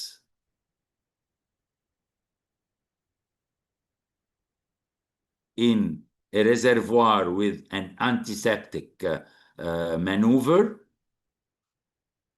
an aseptic maneuver, sorry. And we do transform it from a syringe to another through an appliance several times to and through from one syringe to another.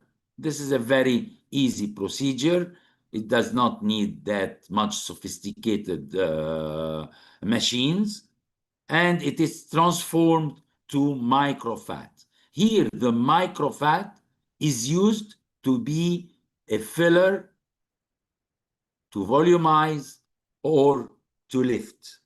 But after that, I converted to nanofat using these instruments, where we do a pass of 12 to 20 times, and we take the end result in syringe, and we do inject it just in the very superficial subdermal plane. Yes, it gives blue and some contusion. Yes, sometimes it gives a edema, but it resolves in about 14 to 20 days, and it begins to work for glowing on top of the procedure done. These are the cannulas with which we do inject the microfat, and the smaller cannula we do inject the nanofat. The best cannula to collect the fat as macrofat before processing it is the size 2 or 2.4, not larger one. This is a case of facelift before and after, with the nanofat on top to give the glow to the skin, not only the lifting. This was one of the examples, and we always tell our candidates that if you know, just do it, but do it well, and do the thing right. I was trying to be a little bit fasting because this is a clinical point of view of a plastic surgeon, to use either in his clinic the skin boosters, or if he's going to the operating room, why not to use the nano fat that is helpful. Thank you very much. And if there is any inquiries or questions, I'm here. Thanks a lot, Dr. Bassem, for this interactive and amazing lecture, full with a lot of information, the latest update and techniques. If anyone want to ask Dr. Bassem, Professor Bassem, yeah, you have a big chance now, right in the chat box, and he was us. Ask him whatever you want. Really, Doctor, I'm speechless. Thank you again, and I'm sure there is a lot of question will be now in the chat box. Thank you.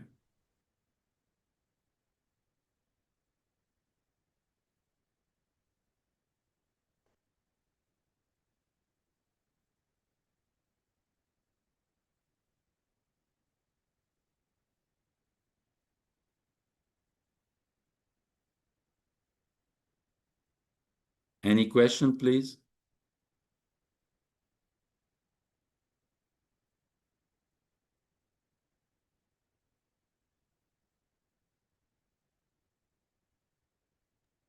Doctor, there is a question in the chat box. Would the body filler affect the liposuction result? Would And the there is a question in the chat box. it does not open with me. So if you can repeat for me the question. Yeah, for sure, doctor. I'll read it to you. There's a question from one of doctor. Will the body filler affect the liposuction result? The body filler is used instead of fat to be re-injected in the body, not in the face. And if the body filler is still there, we cannot do any procedure for liposuction. But if we do liposuction and we have a little bit of depression or something there, we can readjust it by body filler, if I understood well the question. Yes, doctor. There's a lot of doctors. Thank you in the chat box. Lovely doctor. In opinion, is there a difference between liposuction and lipolysis? To my opinion, yes, because the lipolysis, it's a chemical type of lipolysis, but the liposuction, we get rid of the whole cell, fat cell and fat cell membrane. So it does not recur after that. This is a very important point, because when we get obese, we get obese by an increase not in the number, but in the size of the cell. And the cell does not stop of regrowing in size except when it is out, because the cell membrane is not distracted in all the fat cell with the lipolysis, the chemical lipolysis. So if we have a little part to be dissolved, yes, it will give good result. But if I want a good or a big improvement and more permanent, liposuction is much better. But here we have to just to be sure that the skin elasticity is there, because if the skin elasticity is not good, it will help more redundancy. And here we can use the boosters to improve the skin quality before re-injecting, before doing the liposuction. I would like to ask about their experience in maintaining the viability of fat once aspirated to be used in the face for lipofilling.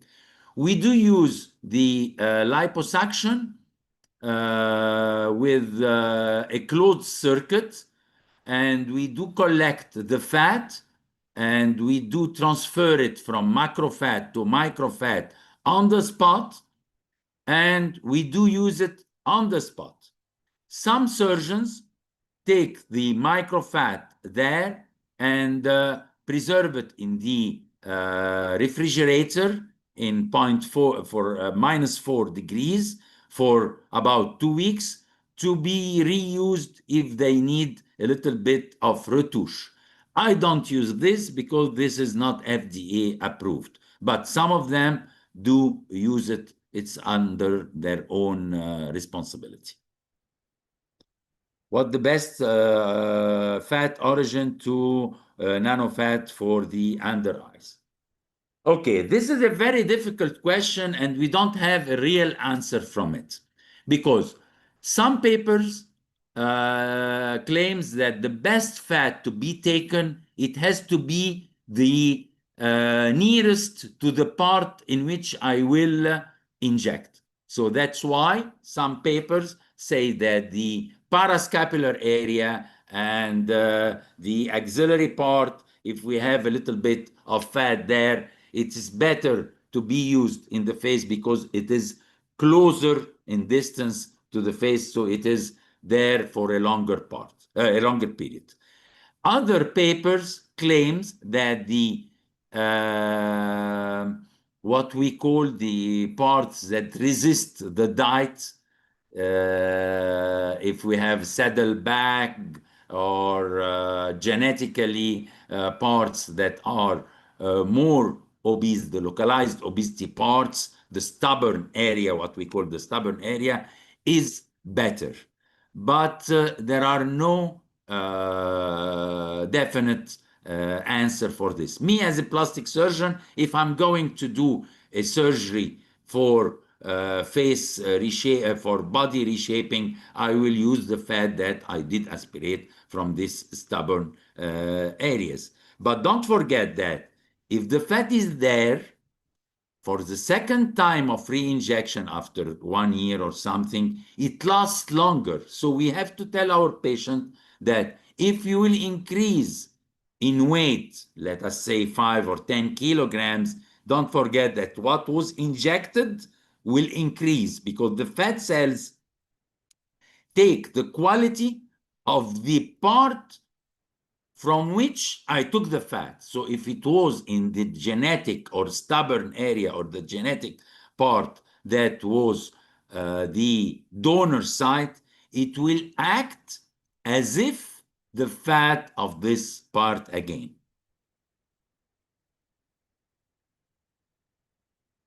Any more questions?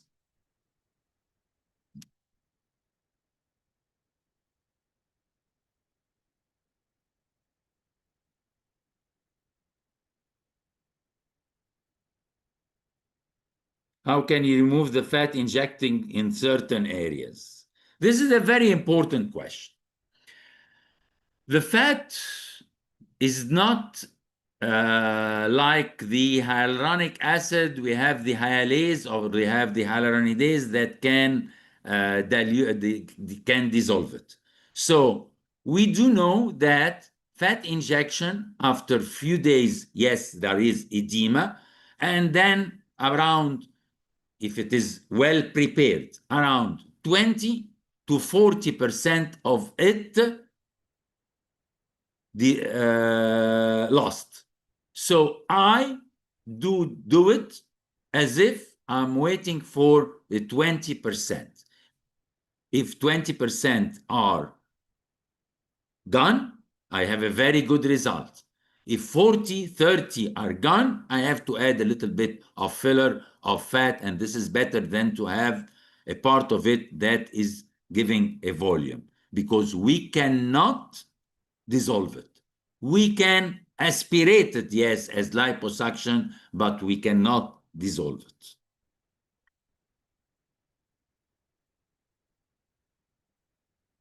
There is a question about product Aqualix for lipolysis. I don't use it. I don't know if it is a good product or not, but I do always advise that if we use any product, it has to be FDA and CE approved.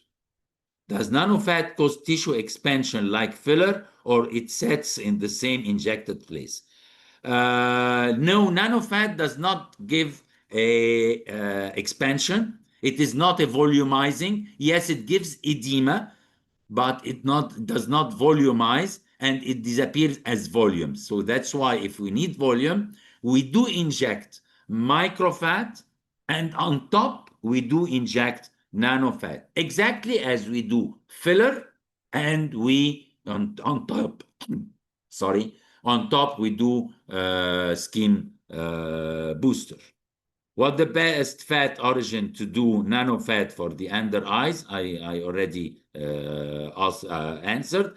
And the under eyes, when we do use the nanofat, it helps a lot after the 3rd month for the dark circles. To my opinion, the best for dark circles is the nanofat. You showed one picture that include saline injection for the hand. It is not saline injection for the hand. It was skin booster for the hand.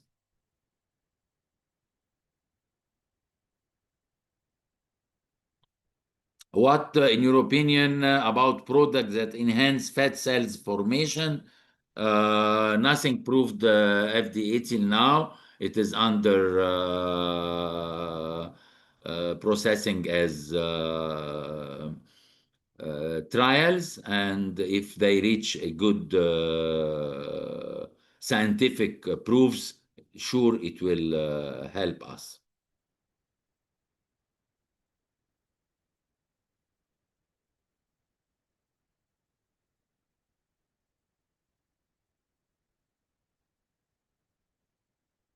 Doctor, there is a question from YouTube. As actually, do you know that we are working via Zoom and live on YouTube? There is one of doctor ask you, is it exosome treatment separately from heating from the radio frequency or laser?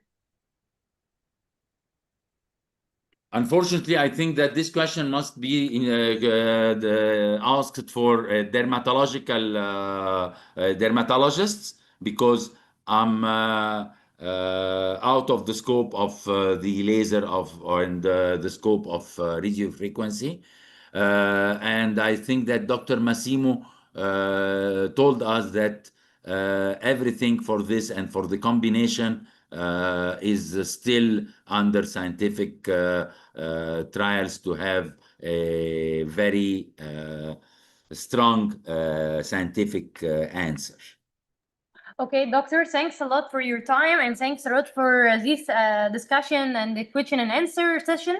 And now we will move to another step in our journey with Professor Noura Lepar.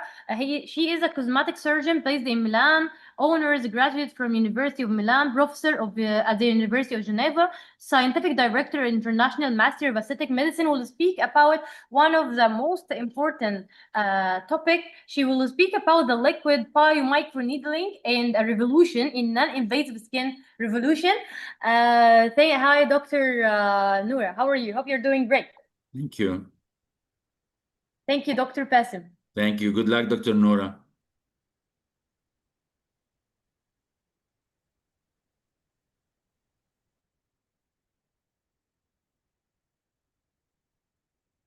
We will make unmute now, Dr. Noura. Yeah, we will make unmute now.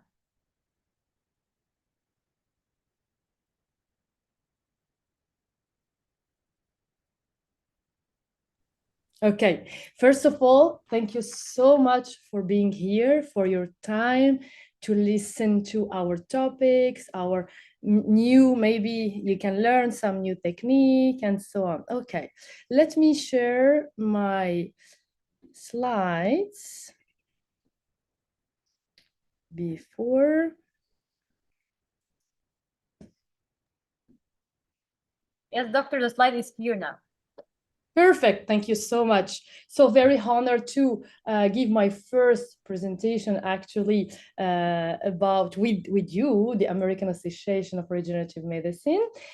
Just a brief introduction about my path in the medical and the aesthetic medical field. So I'm working in Milano, Italy since 2009 almost, and I'm professor at University of Genova, the Master of Aesthetic Medicine. Genova, Italian, not Switzerland. And I'm international speaker and faculty in many conferences. I love to share my knowledge and to learn from other colleagues. And I'm also key opinion leader for IDNL, that I will talk to you about this very innovative product that you can use without any side effect. Okay. So my aim in aesthetic medicine is to avoid absolutely these pillow faces. I really don't like it. It doesn't look natural at all. And I want to preserve the natural beauty of the patient. So give a look to this patient, please. So this is my aim. Just sorry that I didn't allow the registration just because of my patients didn't give me the consent to publish their images. So give a look to this patient. It's all about combining treatment.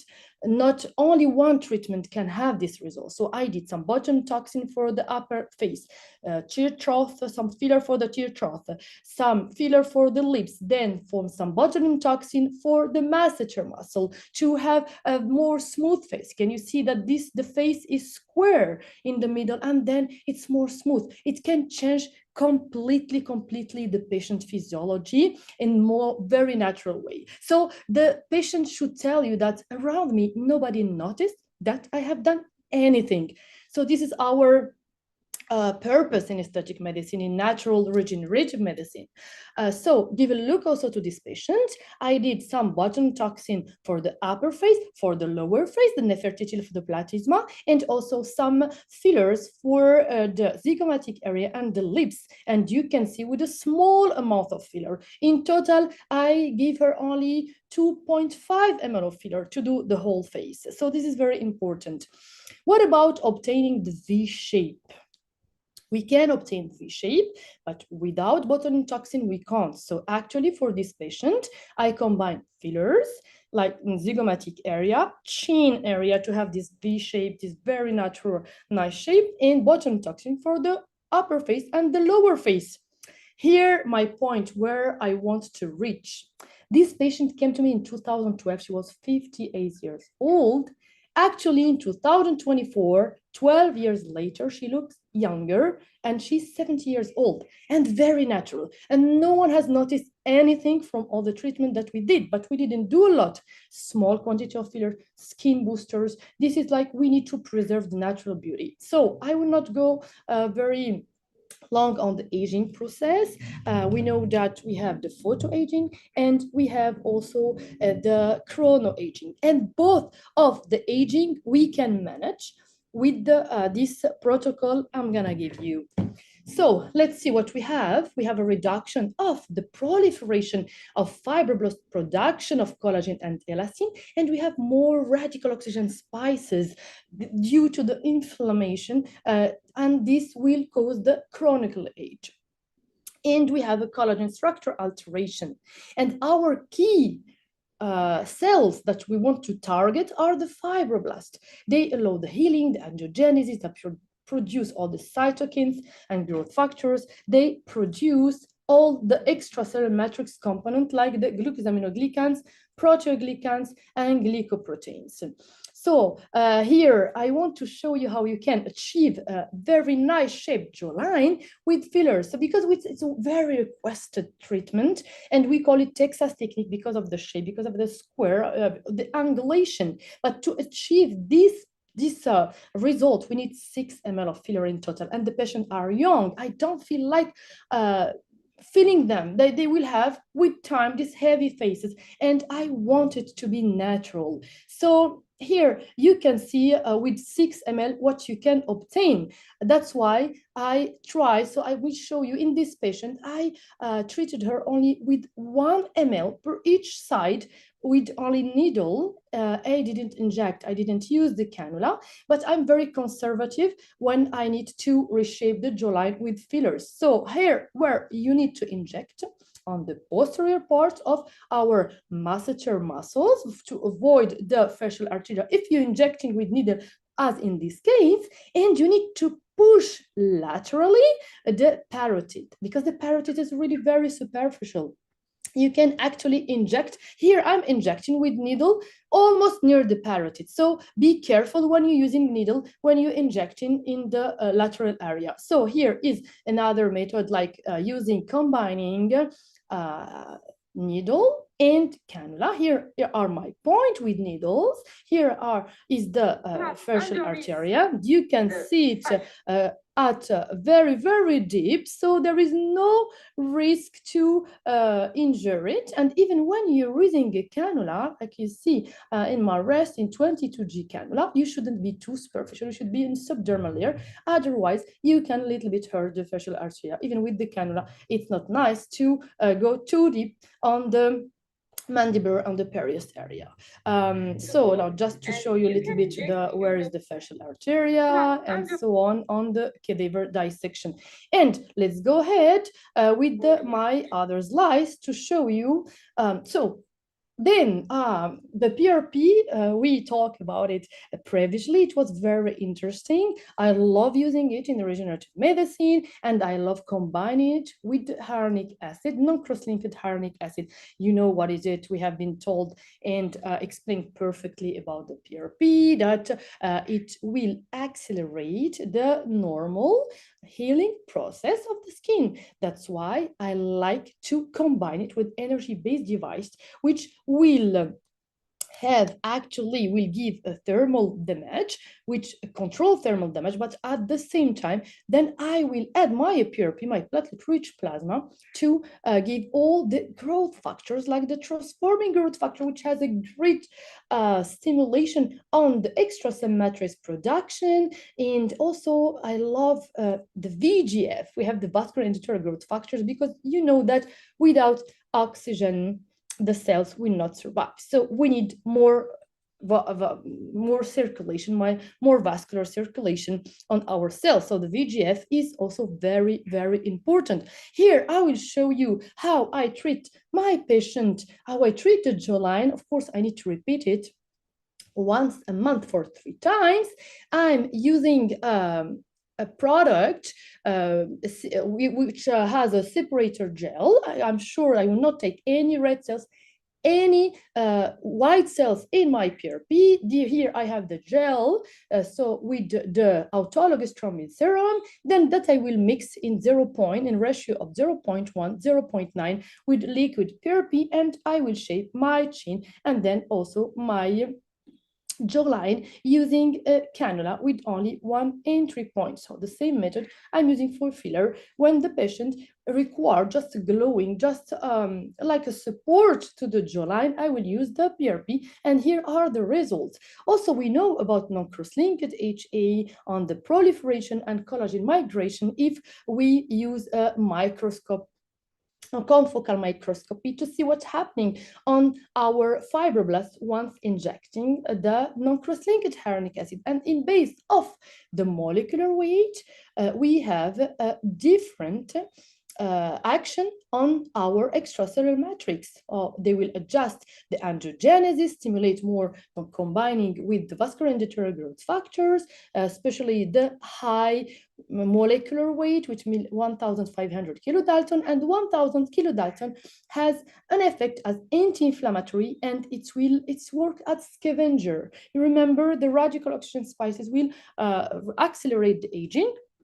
So this non-cross-linked HA plus our platelet-rich plasma will work as a scavenger for the extracellular matrix. I will show you my method for using a skin booster non-cross-linked HA for full face to obtain this amazing results, include the tear area and the definition of the jawline, which is based on the retaining ligament of the face. So I will inject almost all retaining ligament on the face with 2 methods. One will be the needles, and the second will be the cannula with only 1 entry point. Here, why? So we have the fixed retainal ligament, and we have the mobility of our platysma. That's why I like to use botulinum toxin for the platysma. See, here I will show you very quickly how I do it. This is a method that I invent, that I will certify, and I will create like a copyright for this method, because I really love it. And let's see, so, or you can use a needle in 8 points, 0.2 ml in each point, focusing on the zygomatic ligament. Then I will focus on the mandibular ligament, on the auricular ligament, and here another method with my cannula, 1 entry point. I will inject the same quantity of my filler using the cannula of my non-cross-linked, and then I will finish using working on the lips and with nappage technique with the non-cross-linked. That okay, done. So to obtain also the V shape, we need to use the botulinum toxin on the platysma. It's very important, because this platysma is one of the strongest muscle, which will give the sagging of the face. So here is my marking point, because I want to show you all the method that you can use to my favorite one to rejuvenate the skin, and the last will be the best one. So here you can see the injection are on the platysma. They are almost superficial, you know, but because of the fat in this area and the skin are not too thin, and then you inject along the platysmal bands. 1 unit in total. Use 1 entire 50 unit or international unit of botulinum toxin, or 21 125 sp wood unit for the the Cellular, like the abobotulinum toxin. Here are the results that will last a very long time, and you can combine with all the treatment. The Nefertiti, I really love to use it and to combine it with all the energy-based device, but you can have some side effects. For 2 months, almost the patient will have some issue with you because of the diffusion on the depressor of labii inferiors, for example, as in this case. So what happens? Now it has been 15 years that I'm practicing, and honestly, I don't want headache. I want to use conservative treatment with no absolutely downtime, zero downtime. I don't want phone calls. Doctor, I have bruising, I have pain, I have this, I have that. So I don't want any headache. I will show you how you can obtain the same results on the pigmentation as a skin booster without injecting anything. So how it works, let me show you quickly this video.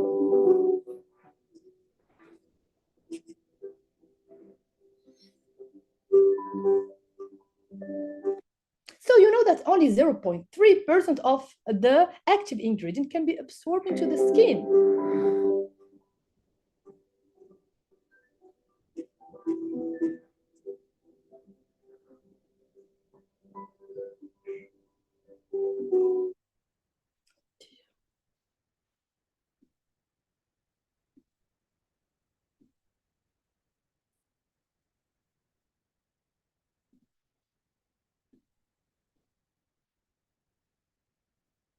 Hello, I think you don't see anymore my presentation, right? I will try to share it again.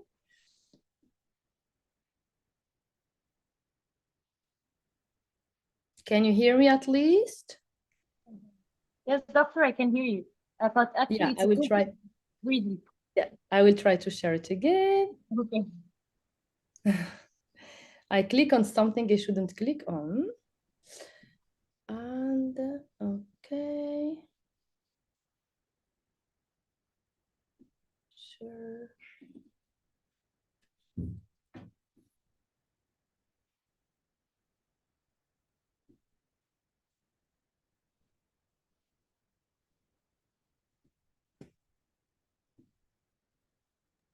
Doctor, you can stop here and make it again. Sorry? You can make stop share and play the video again. Okay, how can I make stop? Let me see. Stop sharing. Share sound, optimize for video sharing. I made it from my side. You can make it again. Okay, okay, you can share it. Perfect. Is it fine? Can you see now the slides? Yes, doctor, I can see that. Fantastic. Okay, so let's see how it works, how we can associate to the speckles very interesting, important ingredient. Okay.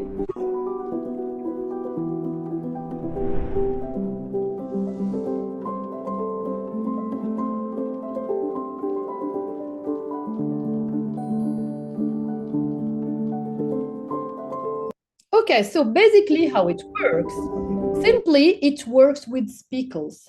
These magical speckles, we have more than 8 million speckles in every vial that will carry this peptide and this active ingredient like glutathione, like hexapeptide. I will show you all the ingredients without injecting any product. Just it seems magical, but it gives really incredible results without any downtime. So the depth it will carry this peptide, these magical speckles, will reach 200 micron. So, and then it will diffuse on all the dermis, on the papillary dermis. So it seems really magical because you feel just a little bit of itching. And then the glutathione included inside my vial will help to the peptide to detach from the speckles once they are inside the dermis. So basically, it's just a liquid microneedling. So we don't need any microneedling device. We almost have actually we needed really many years. It comes from Korea, and actually it's named Idenel because they are the only that you will know about them. If I even if I hide the commercial name, you will find out because they are the only one. They have the exclusivity, and they make in a way that these spicules will reach the dermis before releasing the peptide. Other spicules maybe can release the peptide before reaching the dermis, and that we don't want that. So here are the studies what we did, and to show that it really reached the deepest dermis, like not the deepest, just the superficial, the papillary dermis, and then from 2000 micron, and then it deformed and diffused then a little bit deeply. So we like with all this, like we can see with all these studies that after 3 days, all the spicules get very naturally and physiologically got out of the skin, that there will be expelled from the skin. So without any risk, they don't stay inside the skin. In fact, the patient will feel a little bit itching the first days.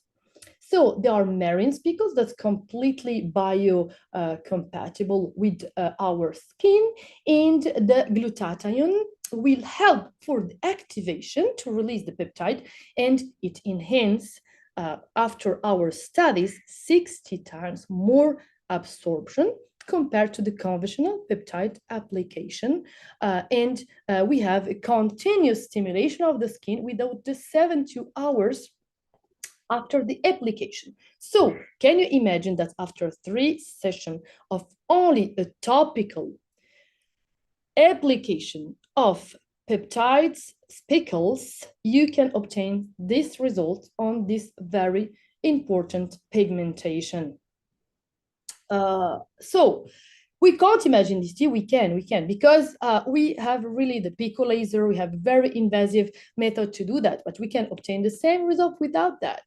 So if we compare with the classical microneedling using a microneedle device, that there are lots of many on the market, you can see that we have 15 times denser channels. So after treating with our spicle peptides, with our peptaxel, these channels are still open, so we can still deliver other product, and then we have 30 times less damage on the skin. It's a really extreme minimally invasive, just this micro spicle that you can almost not feel, and then we have 140 times longer delivery than a simple micro needling device. And of course we have the downtime with the micro needling, sometimes with the like long-lasting pigmentation, and you know that the microneedling can give some bruising, and if they have some or the quality of needle is not good, or they have some sun exposure,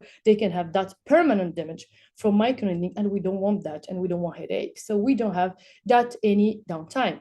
So you will always mix the powder, which contain our peptide, our Alton peptide, which has that technology, which is certified, and actually it's linked also with the tripeptide 84, which is a very important, has amazing result on acne, on any skin inflammation, because it's reduced inflammation, and it has also the adenosine, the biotin, and the glutathione, as I told you before. And we have also I told you that's how important it's like the non-cross-linked hyaluronic acid, especially the lower molecular weight, which will modulate inflammation and works as a scavenger for our extracellular matrix to allow her to stimulate, to produce more collagen and elastin, and also the betaine, and that's it. And a lot of other ingredients like the PDRN and an amino acid complex.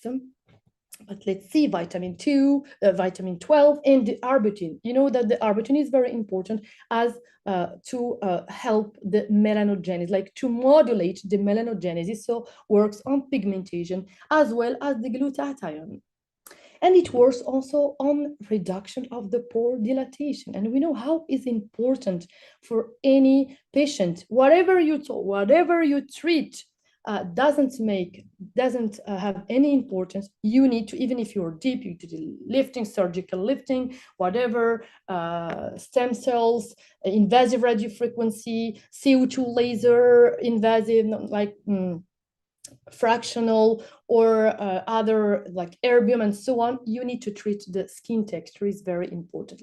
Look after 2 sessions without any downtime, which important reduction of the dilated pore, and also for the pigmentation, which a very, very interesting result we can have for the acne scars. Give a look to that result only using the Peptaxel. There is no other treatment used in this case. You can see also in this case how we can treat also the active acne. After only 2 sessions, you have amazing results. So here are all our ingredients, and let's see every ingredient. I give a look to the papers, the publications, which will show the efficacy of any single ingredient, because we want to make sure that we're working on the pigmentation, we're working on the skin inflammation for the active acne, and we're working also on the stimulation of the collagen and elastin fibers production. But we added also the lactobacillus exosomes, because the exosomes, the Dr. Massimo, I think he talked already about the exosomes, so I will not be very long about this, but here our main ingredient in our solution, and we are sure that these ingredients are delivered. And even though we can also combine with energy-based device, as I will show you later. So we have the glutathione, the tranexamic acid, and how they're important on modulation the melanogenesis, the PDRN, and the lactobacillus exosome derived.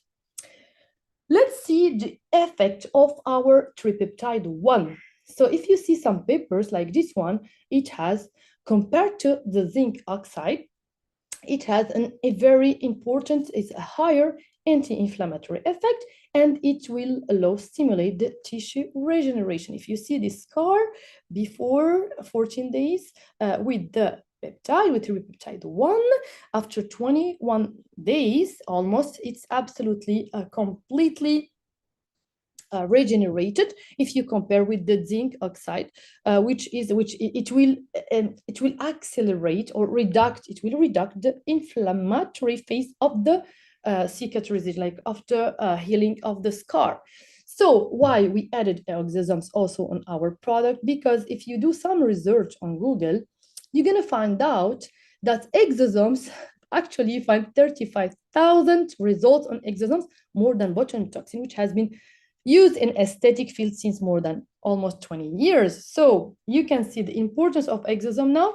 And as I told you before, I told you I will not talk again about the exosome, because Dr. Massimo Vitali, he talked already about it, that they are a type of cell messenger, like they were like mailing between a cell and another one to give her a message, or to proliferate, to stimulate more collagen or more elastic fibers and so on, more neoangiogenesis, and they are very useful actually to achieve very nice results. That's why we have used the lactobacillus exosome derived 1. They are, and we saw that they are effective as the retinoic acid and without side effect. We did some studies about this. What about the glutathione? The glutathione has an antioxidant, brightening, anti-aging, prevent aging by like stopping the oxidative stress, and how they are important, the radical oxygen spices, for the collagen denaturation. So, and the cysteine also has they are formed by the combination of the glutamic acid, cysteine, and glycine, and they have a very powerful antioxidant, anti-aging effect, because we tend to lose the quantity of glutathione with age. So what about the papers? Like you can see some papers about all the effect, very good effect of glutathione on the significant reduction in melanin, on skin texture enhancement, and increasing the moisturizing of the skin. Some more studies and papers about the effect of the glutathione. If you want to see on PubMed, there are so many of them. This one is very recent, 2024, and it has been combined with hyaluronic acid to achieve some very good results and microfocus ultrasound. We know also about the PTRN. They can be extracted from sperm, salmon sperm, or other fish sperm, and they effectively are using them in Italy actually since many years. They've just become famous and popular all over the world. Massimo, he knows because we both from Italy, and since 15 years we are using that. So they are safe actually. They will just accelerate the wound healing, and they are recognized. You can find them even in any pharmacy with the very good result on the accelerating the healing. What about the tranexamic acid? Here are some publication that we found and that we did. Also, we did a lot of studies, and you can see that they increase in skin brightness and they decrease in redness. So it's very useful for the active acne and also the acne scars and all the inflammation when we have some inflammation issue on the skin. Here are, so what they do, the tranexamic acid decrease in expression of vascular endothelial growth factor and reduction in nutrient supply to melanocytes. That's why we have a decrease in melanin production. You can see the effect on this paper. You can find easily, and it works amazingly also in rosacea because it will reduce the inflammatory response. So the reduction of the inflammatory response and alleviation of irritation. That's why it works also very good in the rosacea and all type actually of inflammatory acne. And as ingredient, the arbutin is very important as whitening effect, as you see in this paper that you can find on the journals without problem. And you have the tripeptide one. We talk very long about it, which is the exapeptide 8. Also, we have also the exapeptide 8, which is similar to botulinum toxin. So why I have chosen liquid microneedling? Why? Because no downtime. And it has an anti-inflammatory effect, an antioxidant, regenerative effects. It will strengthen the skin barrier and it has no downtime. So return immediately to the daily activities. And how many treatments we have and how many invasive we have it for the hyperpigmentation, like pico lasers.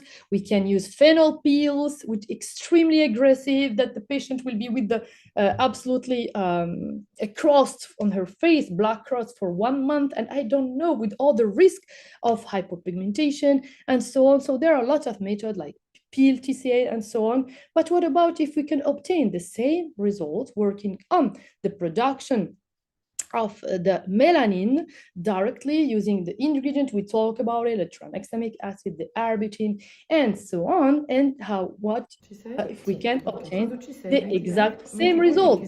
So let's see how I do the treatment. It's easy to talk, but I want to show you the result. I want to show you the immediate glowing. So first you need to clean perfectly the skin because we need to veiculate this active ingredient into the skin. So with the enzymes, we will clean the skin. We will be sure that our skin is perfect. And you can see you need just to massage to be sure with your fingers, being sure that the speckles will penetrate into the skin. In fact, the patient will feel a little bit of itching. But you can see the glowing. See this before the patient, immediately after the treatment, you can see the glowing effect. And absolutely just a little bit of redness for 24 hours. If the patient is really extremely sensitive, it's going to last for 2 days. And that's it, the immediate glowing. You can see the patient. And it's not simple superficial glowing. The peptides went through the skin. They are inside the skin. And let's see some other results. You can see the pore dilatation reduction. You can see the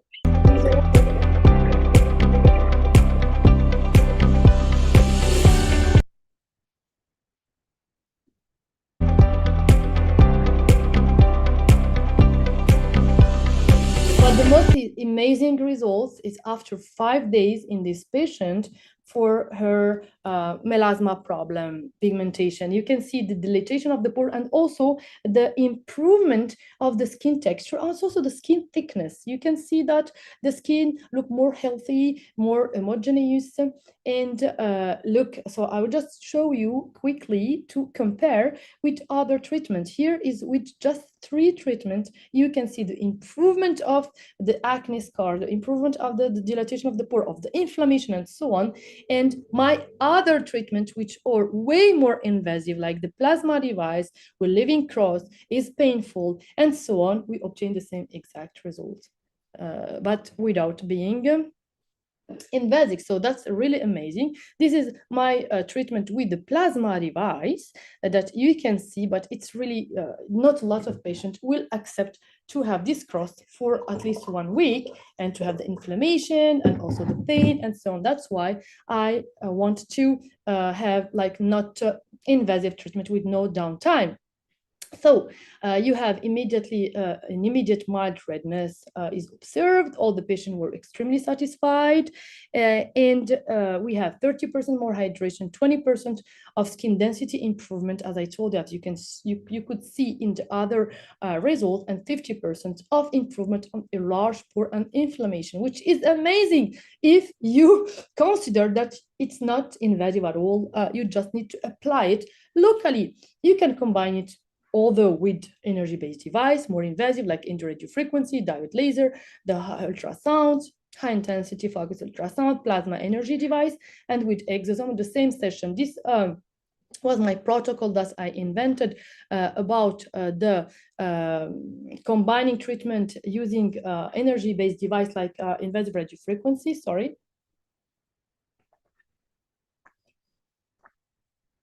invasive radio frequency with the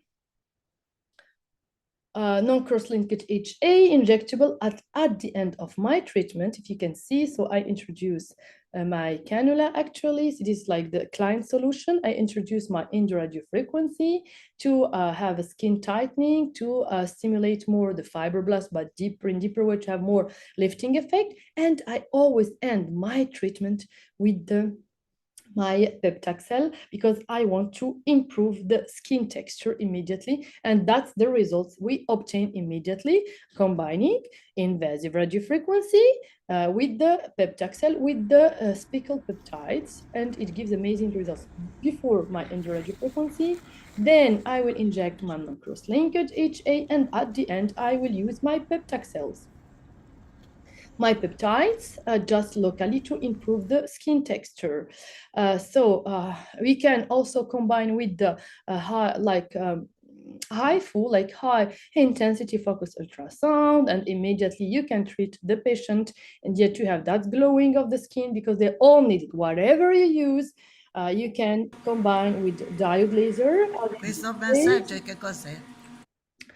And then you can apply directly, immediately the Peptaxel, and it gives amazing results. You can, after my plasma energy device, you can apply some PRP, or you can add the Peptaxel. You can also combine the Peptaxel, the peptide speckled with the with fractional microneedling radiofrequency, but in that case, I'm combining with the PRP, but in that case, I will not use the powder because I don't need anymore to create any channels. It will penetrate immediately after my treatment. You can combine also with a physical microneedling with a microneedling pen, and you can have this amazing result combining energy-based device with our peptides. Here you can see that the scar almost disappear in only 1 session, combining different treatment. Just a brief the conclusion, and I'm done. Italy is an amazing country, as you know. I'm originally from Morocco, but I live in Italy since 15 years, and it's really inspired me a lot thanks to the beauty in architecture, in design, in nature, and so on. And I start to paint. Just want to show you that you need to be creative in our field. We need to, for each patient, actually, We need to adapt the treatment to find the right combination to preserve her natural beauty, because aesthetic medicine without creativity, we will just end up like robot, repeating the same faces, and all the patient will look absolutely the same. Thank you so much for your attention. I'm done with my presentation. Thanks a lot, Doctor, for this amazing session. Actually, you give our attendees a lot of information and the combination therapy with a lot of educational video demonstration. I'd like to thank you again, Dr.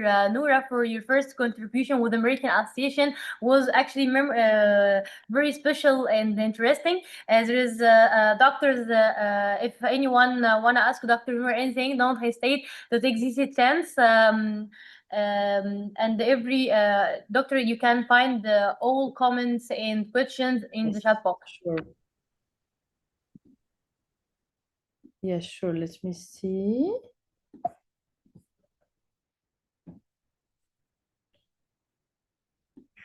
Save. Okay, let me close this and let me go here. Okay, I can find.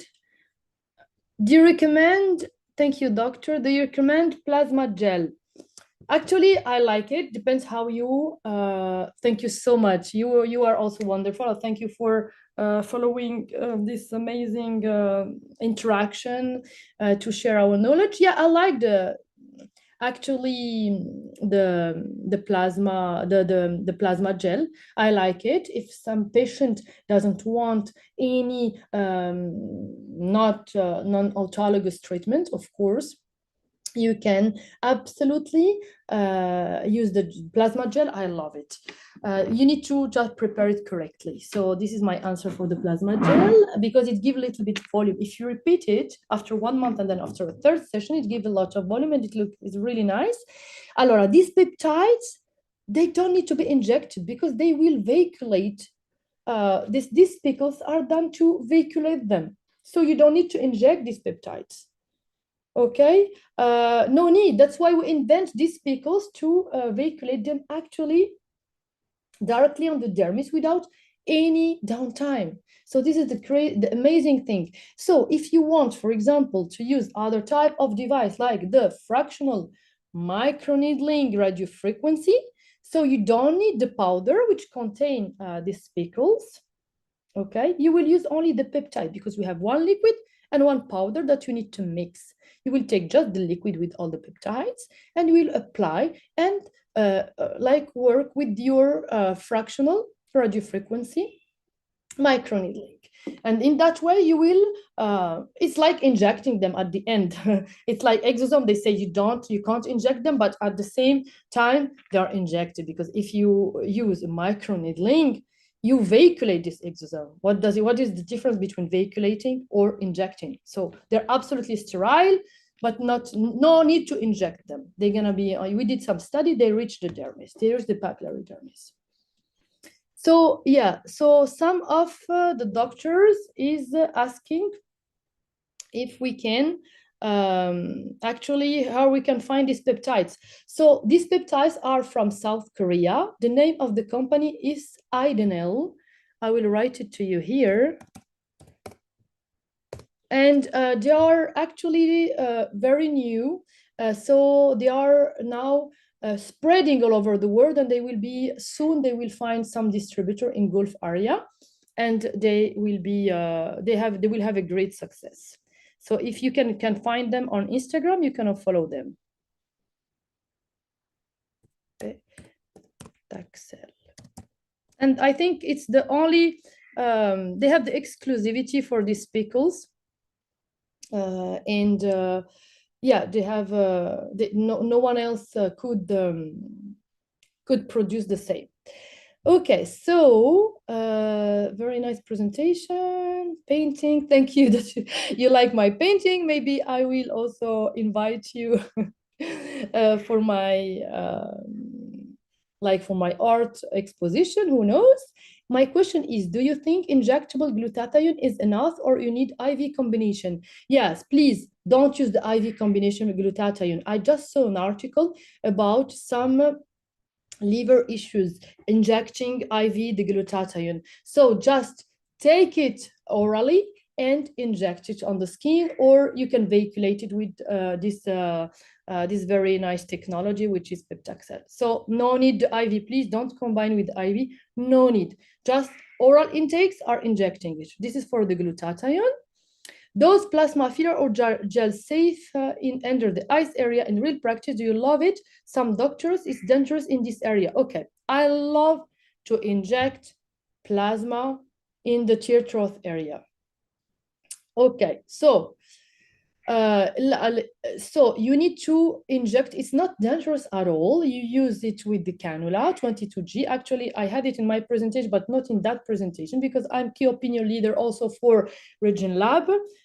So the most important under the eye that you need to use the right plasma, because if you use it with red cells or white cells, it will increase the pigmentation under the eyes.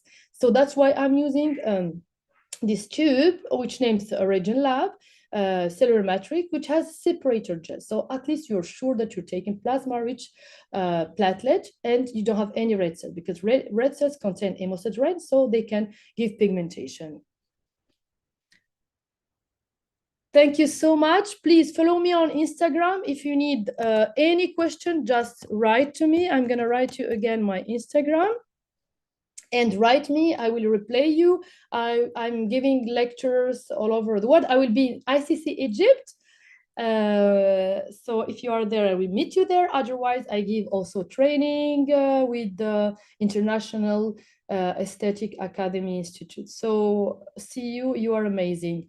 I have, we can apply around the eyes and lips. PRP, yes, absolutely. Or the Peptaxel you're talking about. Yes, I think the Peptaxel peptide, of course, you can use it around the eyes and around the lips, wherever the area is very sensitive. We don't want to use any invasive treatment to avoid pigmentation, to avoid bruising. Of course, we can use the Peptaxel. How about combining with facial plastic surgery? What is your say in this, Dr. Magda?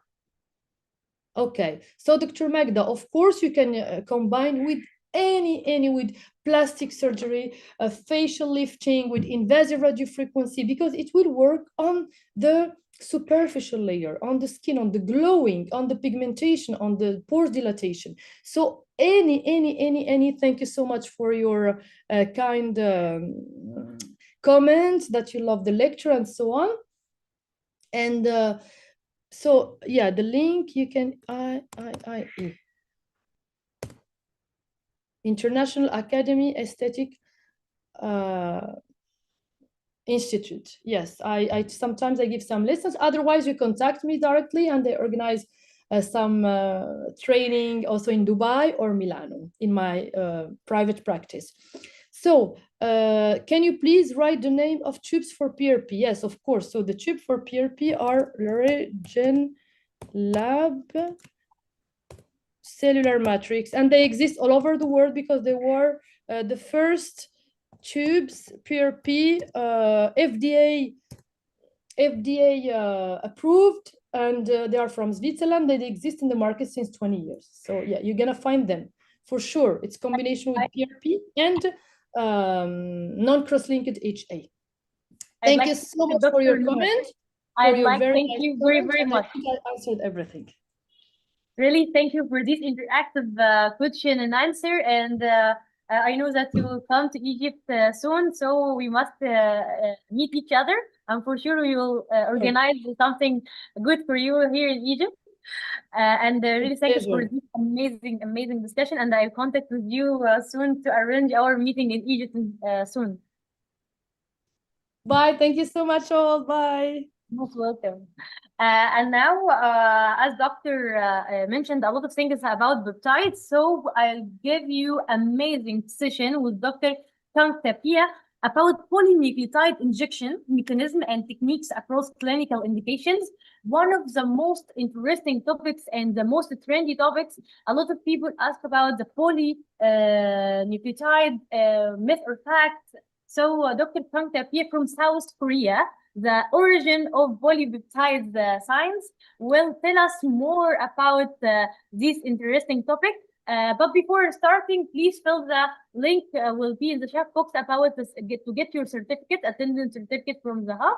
We will put it now. Please fill it to get the certificate. And for sure, there is a course about the biostimulation we offer here in American Association about everything trendy about the biostimulators. Also, we will put the link now.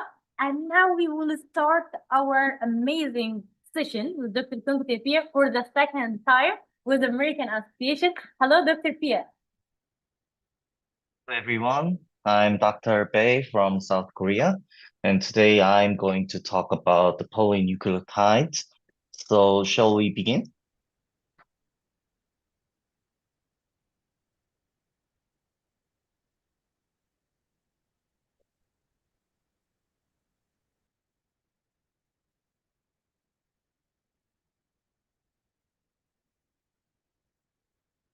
So can you see you can see my slides, right? Yes, In the doctor, full everything screen? is clear now. Okay, great. Thank you. So now I'm going to start about my presentation. It's my second time to present here in the Americans Association. I really thank you about the invitation in this session. So today I'm going to talk about all about the polynucleotide injection with like mechanism or techniques across like my clinical indication. And once again, I'm from South Korea, and I'm a chief uh, physician in ITSME clinic in South Korea also. And I am a board member of several Korean association of the aesthetic fields, and I'm working with few companies, and I am speaking in like several world countries for these products, and also some scientific sharing with you guys. So let's begin. There was a survey among the Korean board certified dermatologists, and most of them have experience about the PN injections, even more than HA fillers. So it is very popular in Korea, and also it is well known and also very popular in worldwide, as you know. So the best indication of PN is for the cheek fine lines and skin texture or dry skin. So we are treating with this PN treatment to treat like these skin condition, bad skin condition. And so the PN is used as like with botulinum toxin and HA to the intradermal area because some PN has some time delayed effect from its mechanism. So I'll tell you about that. So, and many Korean doctors use PN with like monopolar RF or bipolar RF, needle RF, HIFU, or even lasers. So but the PN has like some disadvantages because I had a survey on my Instagram, and they answered 255 people answered my question, and the main reason to hesitate to about the PN injection was the injection pain. And also they have like doubts about the effectiveness. So we have to figure that out, right? So the main problems about the PN injections after the PN injections are the erythema, embossing, localized edema, bruising, or the main part is the injection pain, and they always fear about it. And also they have to take some time to show the results, so they have to wait. But we always see the mirror of ourselves, and they don't know what is the difference before and after. They always ask about that. That's why we mix with HA or botulinum toxin to make it faster.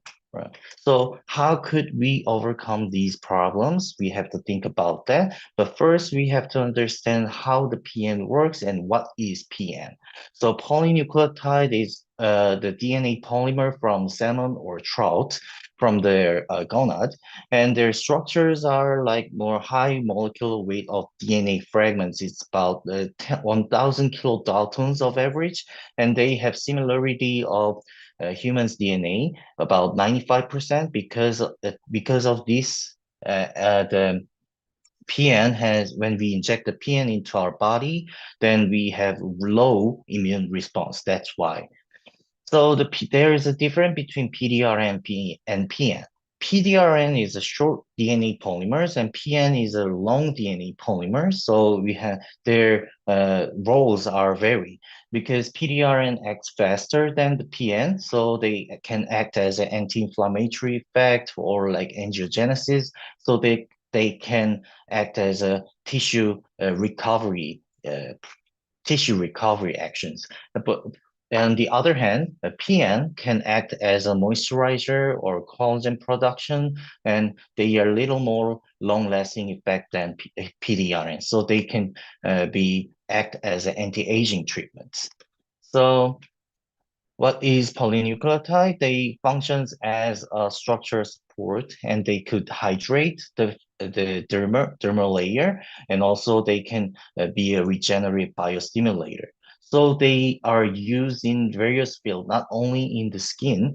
They can also inject it into the joints or some other like skin problems or when the skin, such as like that. So when the PN or PDRN goes into our body, PN breaks into like smaller segments, and they could activate the adenosine A2A receptor, and they can also regulate the cytokines, and they could bring like anti-inflammation effects, and so that they can activate the growth factors or angiogenesis. Then and they could also there are from DNA. So they have like they can act as a salvage pathway. So it is like something like recycling. So they need less energy to recycle the DNA synthesis because the all the needs are in the PN. So they can lower the energy when we regenerate or we grow of the cell, right? So they can, by these mechanisms, they can also regenerate the tissue and they can make the wound heal faster. So the PDRN, when PN and PDRN goes into our skin or body, then they can reduce the melanogenesis, and also they can increase the mitochondrial biogenesis and also skin elasticity by activating or regulating the cytokines.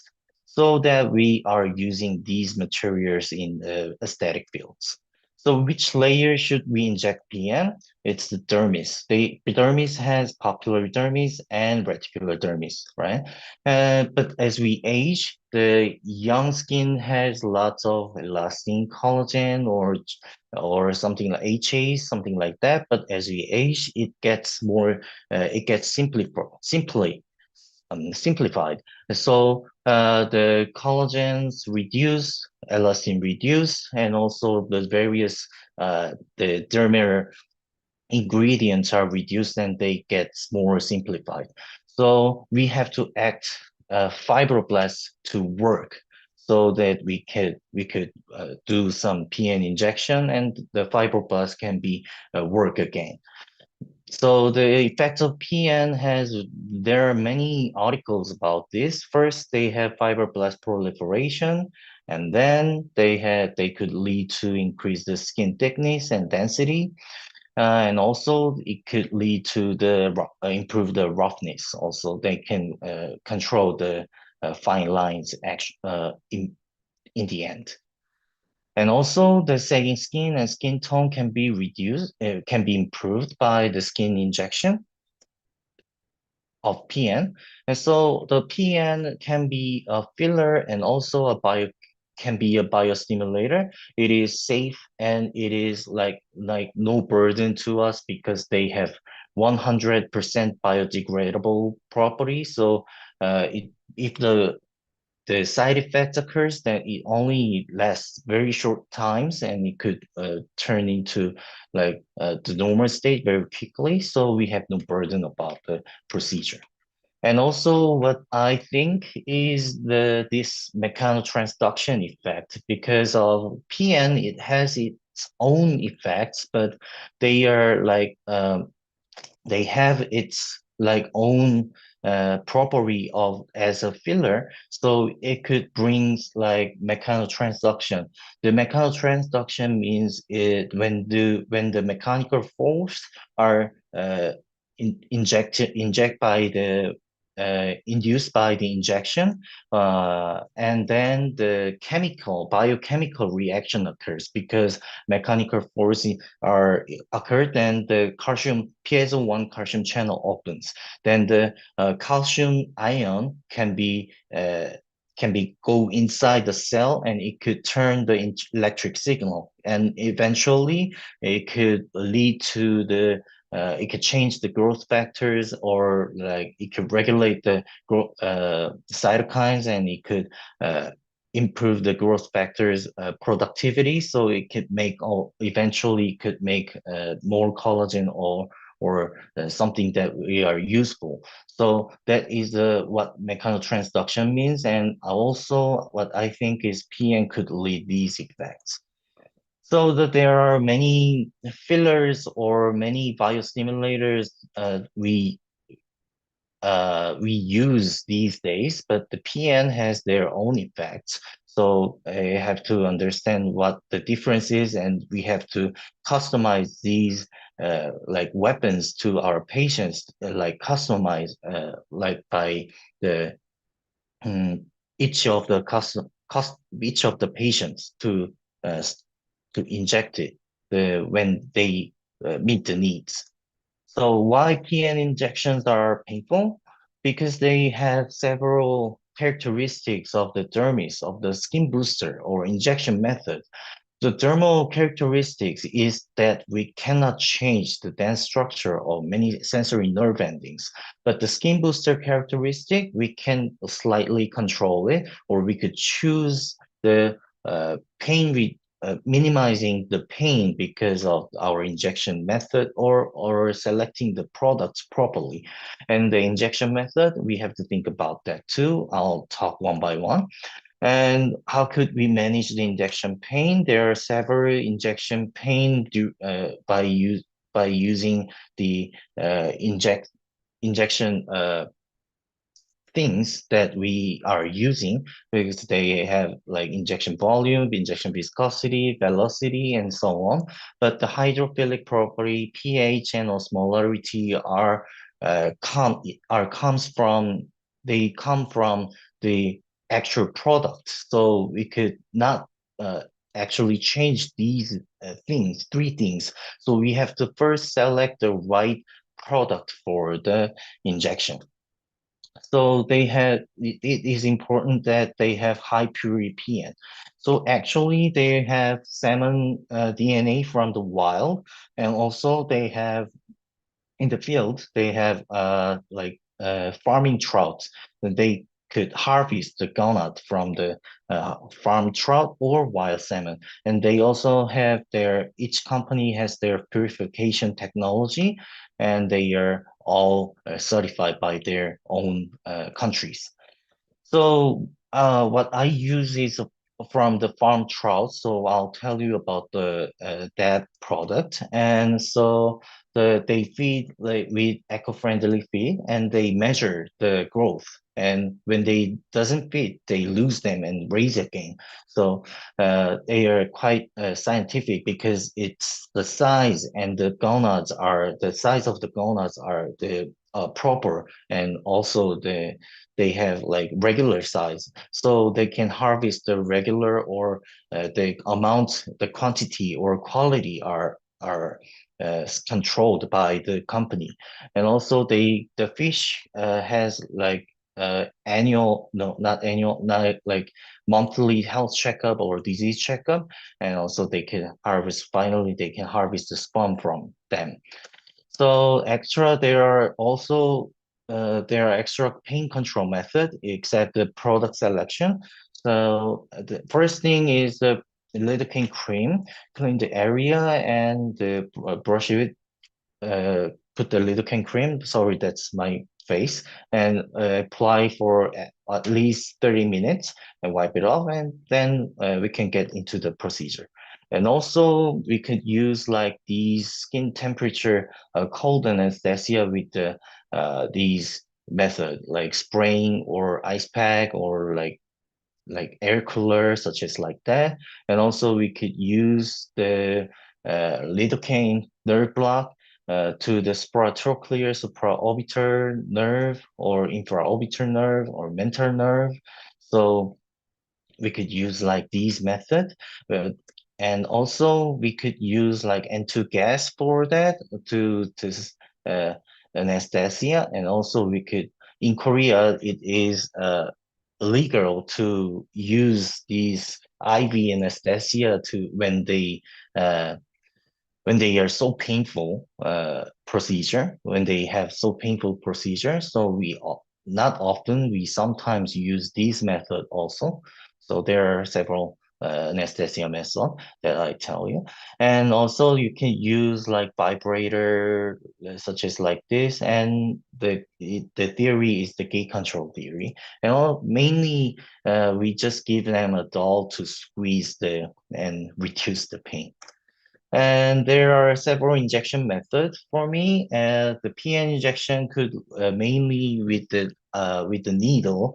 I use thin needle such as like 34 gauge, or I could use like cannula or injector. When I use 34 gauge needle, then I put the needle inside the dermis and raise it up to find out these red circle area to find out the whiteness. If it's too grayish, then it's too shallow. But if it doesn't see this whiteness, then it means that you injected too deep. So intradermal layer, to keep the intradermal layer is very important. These days, I use like 2 millimeter needles because it's easy to inject and easy to find the right depth of the dermal layer.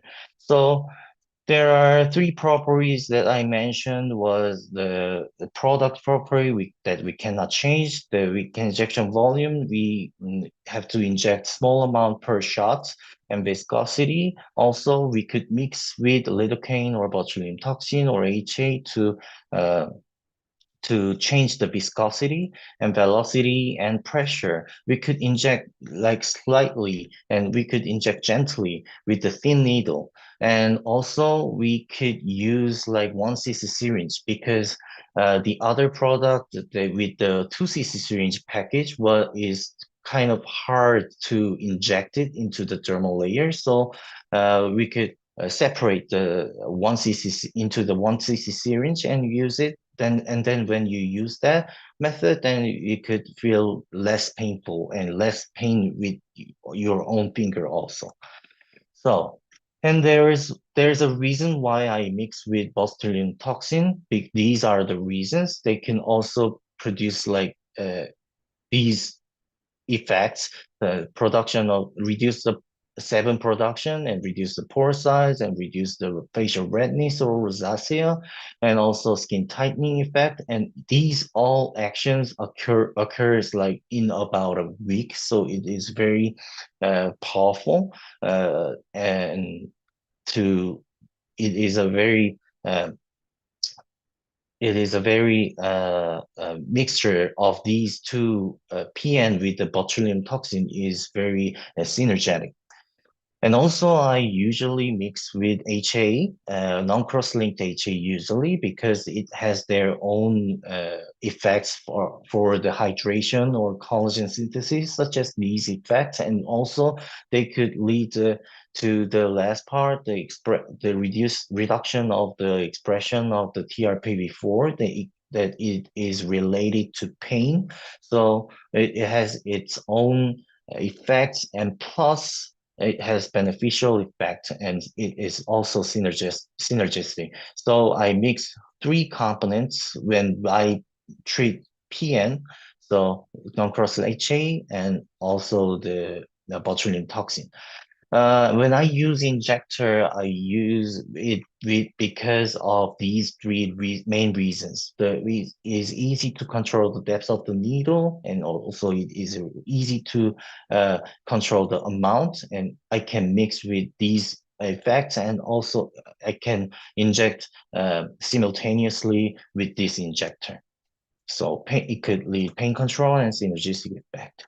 So this is my actual mixture ratio of the PN injection. I mix with 2 cc of PN and 0.5 cc of botulinum toxin and 0.5 cc of non-cross-linked HA. I set the needle depth into 0.6 to 0.8 millimeters because of the bevel length. And injection amount is less than 0.03 millimeter because of my experience. Over this amount, then it could lead more painful. So it could lead more painful. So I reduce like less than 0.03 millimeter by my experience, clinical experience. So let's see the injection method. So I put the 34 gauge 2 millimeter needle. I put the vibrator onto under her cheeks, and I'm injecting the this PN into all over the body. As you can see, it's very fast and convenient, and it could make easily I can make the bleb, and I use like 2 cc of it, then I will take about uh, less than 10 minutes. So it's very easy and convenient. And also that is what she are using with her mouth is the N2 gas local anesthesia. And after that, I put I put the cream of the mixture of um, steroids and antibiotics. And also I could use it into the hands also. There are various application areas. They're very wide indications, and also I have injected her into the eyes, under the eye and around the eye. Also the crow's feet and the medial side of the medial canthus, and the upper eyelid also. So when I use injector, I use the three-way to mix TN, botulinum toxin, and non-cross-linked HA. And I put the needle, 9-pin needle, and I use this 9-pin injector, and I set the needle depth, and also I set the one dose of the one dosage of the injection amount. And this is how I do it. When I put the injection needle onto the skin, then it just automatically suck the skin, and they automatically inject it. So also I can do it with the nose, and after the injection is done, then I put the mixture of the cream that I mentioned before. I can use it to the neck. It is very convenient. It's kind of a little bit slower than the hand injection, but it is very also convenient. Yeah. So the advanced PN techniques and indications that I want to share with you is like this dermatitis. There are many dermatitis problems, and PN is effective for these problems. So first, the case was her head. Her main complaints was the dryness and recurring flakiness on the forehead. And after 5 sessions of the PN treatment, it got reduced, and also the redness and also the dryness disappeared. So the patient was very satisfied. Also, I do the treatment to the redness or the rosacea patients to the PN treatment with the 2-week intervals. 2-week intervals are very more faster than the 4-week intervals. So when I treat these skin problem patients with the skin problem, I use like 2-week intervals. And this 2 cc's are enough, but 4 cc, 6 cc are okay. also it's fine. Actually, it's better. And her complaints was like recurring of the acne or and redness scars. And I treated with 3 sessions of Viteron, which is PN. And these patients also suffer from the redness. I used 4 cc of PN, and it got reduced all over the face and also the pores. And atopic dermatitis, I'm using it these days. Her main complaints was the skin lichenification and atopic dermatitis. So I used 5 sessions of PN treatments, and also you could see the disappearance of the redness and the lichenification, and also uh, the PIH from it reduced. So about these, and also her main complaint was psoriasis on the heel. And after about 5 sessions of PN treatment, it got reduced. And these last two before and after photos are going to publish on my paper this year. And also there are another indications for the skin depression caused by EBDs or like massive triamcinolone injections, or like the skin depression in a specific area after filler treatments. Actually, is a article about this. And if you use like these uh, double layer injection method, then we could bring the skin more like cure. We could cure the skin as the depression area can be increased, and it could like stabilize the skin condition. So what it's my case, and she got depression from the high flu, which it is not commonly, but sometimes it can occur. And I try to fix this problem with the 5% DW injection, but it just it didn't work well. So I did just only 1 session of PN treatment into the deep fat layer and subcutaneous fat layer, and it got improved. So the patients were very satisfied about that.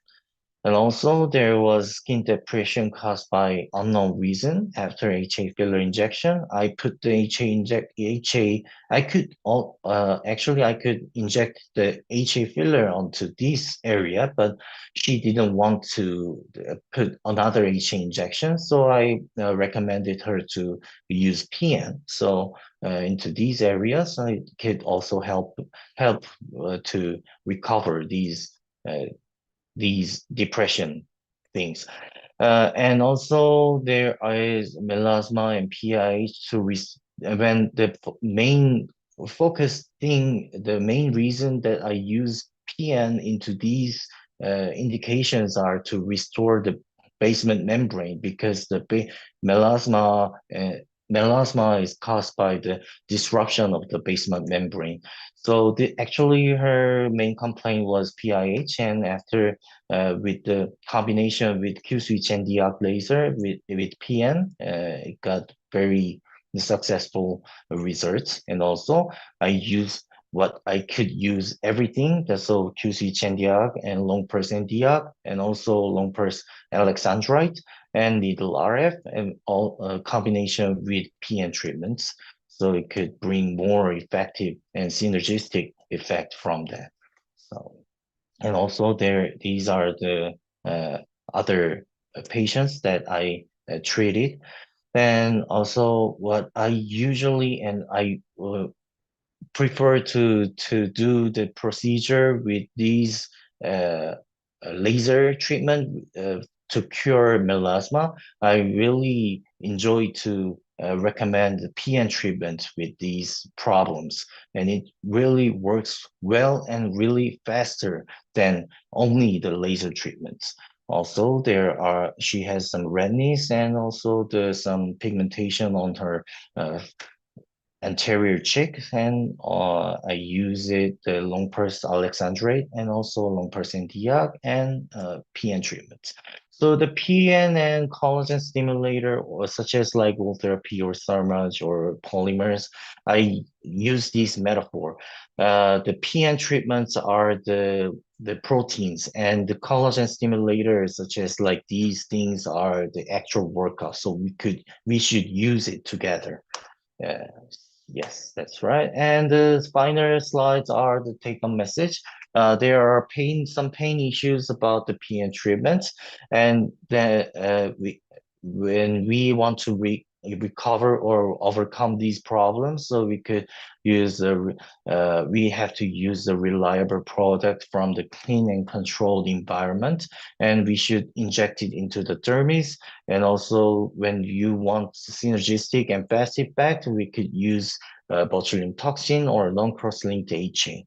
And also, they have the pain issues are the big problems. So we could use extra pain control, such as like lidocaine cream, nerve block, cooling, vibrator, and dull injector. To overcome these PN's limitation and injection limitation, and we could lower the patient's barrier, and we could make more procedure about PN, and we could also bring more like satisfaction on our income, right? So thank you for listening. And if you have any questions, you may ask me. And also, if you have other questions about me or something else, then we could um, connect and share it with my Instagram. Yeah, thank you.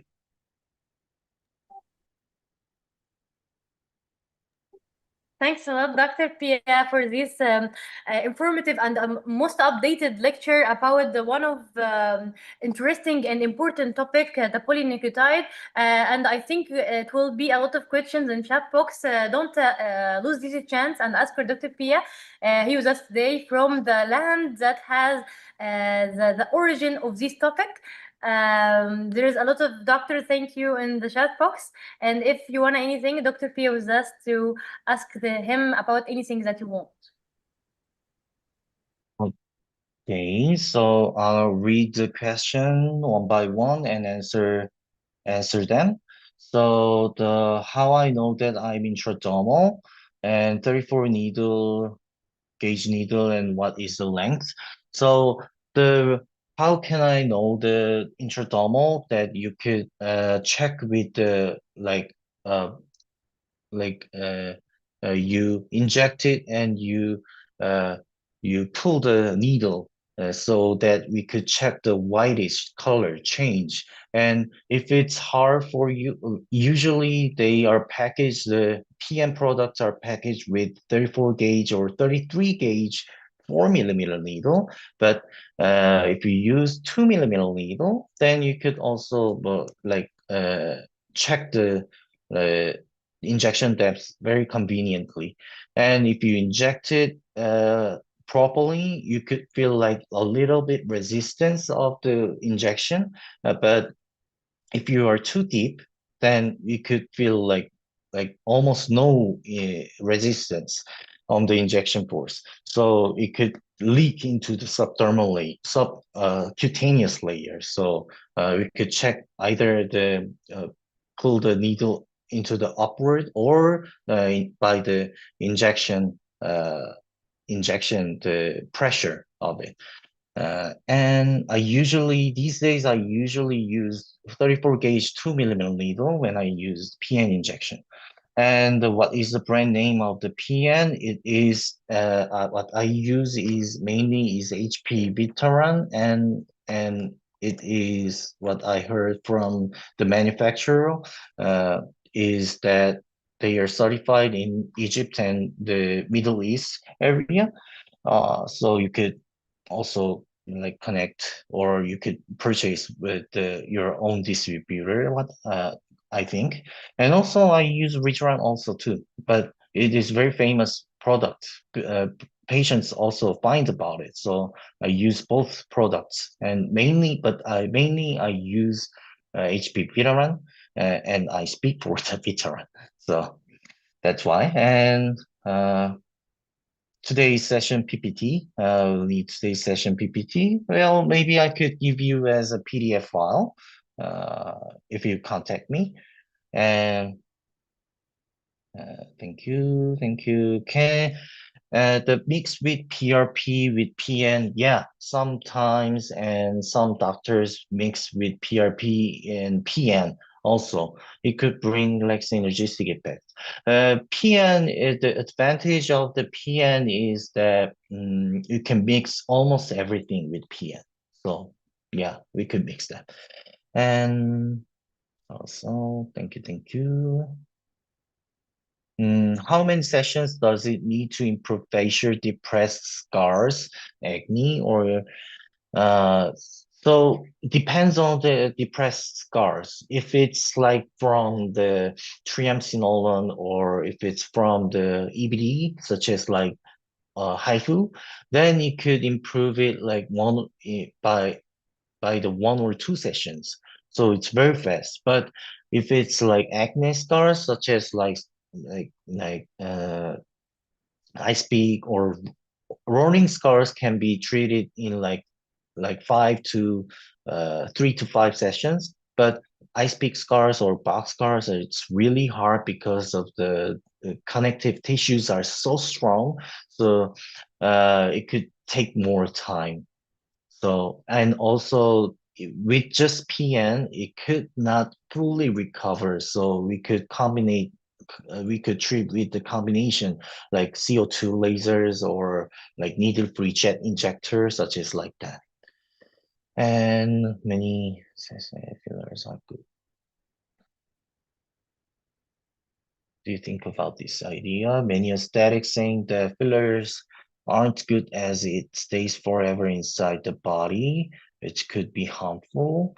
What do you think about that? Well, this matters is firstly, the fillers are injected for restoring the depressed area and the complaints area. So if it stays long enough, then people, like patients, could satisfy with that, unless it makes like type 4 the hyperimmunosity, immunosensitivity, because if it gets problem, if it comes for like makes some problem, then uh, we have to use the hyaluronidase to erase the HA fillers. But if it stays well, then it may be have no problem. People like to like long lasting effects, so it will be depends on the patients, and it will be depends on the reactions after the filler injection, like such as like side effects as like purging or uh, hyperimmunosensitivity, such as like that. So, well, I think it will depend. Yeah. PM better injected or dermal pen also? Injected or dermal pen. Dermal pen means like MTS, you mean? If it's MTS, it is better to inject with the needle and because of the absorption ratio. So I would recommend to use with the needle. And if you treat acne scar with the PN only, no subcision. Acne scars, as I mentioned earlier, PN is the just sidekicks, and the main should be the subcision or like erasing the connective tissues with such as like pinhole CO2 pinhole method or the microjet injector. And for rosacea redness, what is the recommended amount, frequency of the sessions, and initially and for the maintenance? Well, I recommend at least 2 cc. Usually I recommend 4 cc for the both anterior cheek area, and frequency of the session is I prefer to use in with 2 weeks interval. And for the maintenance, if it cures well, then I would recommend the patients to keep the moisturizer or use the like exosome cream, such as like that. Don't wash your face too hard, such as like that. I will educate the patients about these ones. So for the maintenance, we have to keep the patients to come to our clinic, right? So I usually tell them after the full treatments, about like 3 to 5 sessions of treating rosacea, then come by like 3 months apart to maintain it. It's just this like skills to come to my clinic and like every month or every 2 or 3 months. So it depends on you. And when we do CO2 laser or radio frequency and microneedling could be done at the same session. Yes, it could be, but the what I do is laser first and injection later, always. Yeah. And how about the combination with nanofat graft? What is your say in this, Dr. Marika?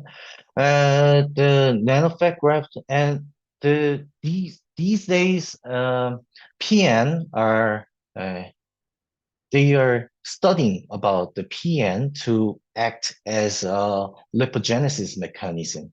They might do that, but we have a few evidence and a little case. So we have to figure it out. But what I think, in my experience, it could help with the nanofat graft and PN treatments when we do at the same time. So I might think it will be helped. Actually, I saw the studies of these like fat regeneration, lipogenesis mechanism.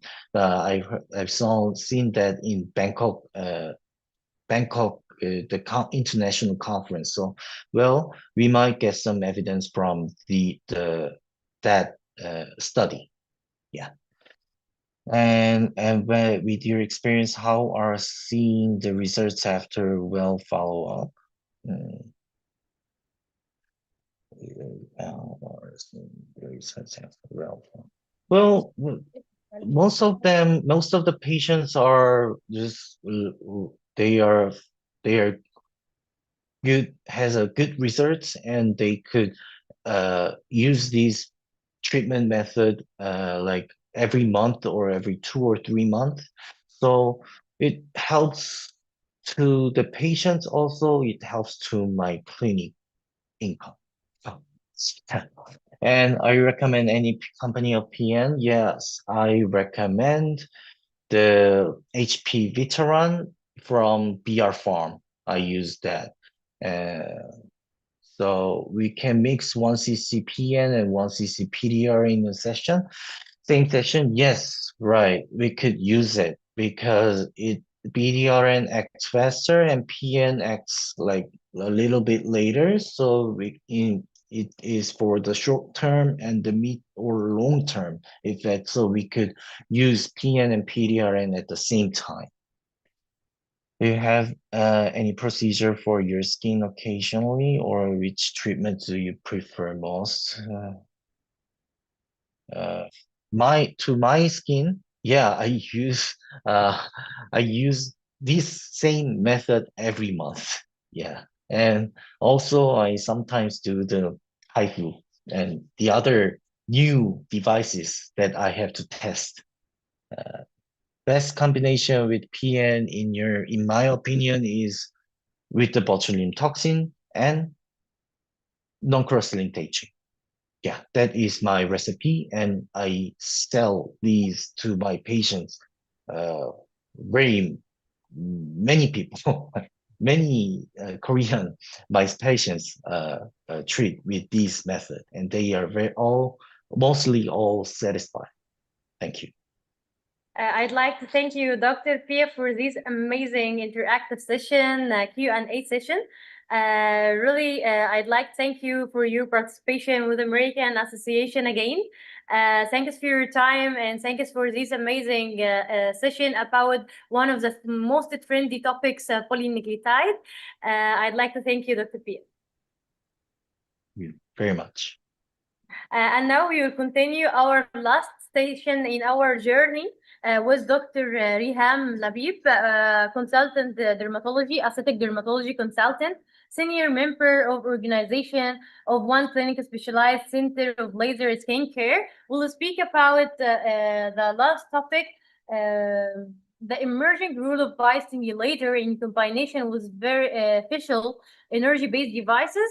But before starting it, please fill the evaluation link about the hub to write the comment and know which topic you want in the next hub, which topic that you get interested in. The instructor, if you want to ask them anything. Really, I'm speechless. There is amazing instructor with us today, share with their experience about the regenerative medicine hub.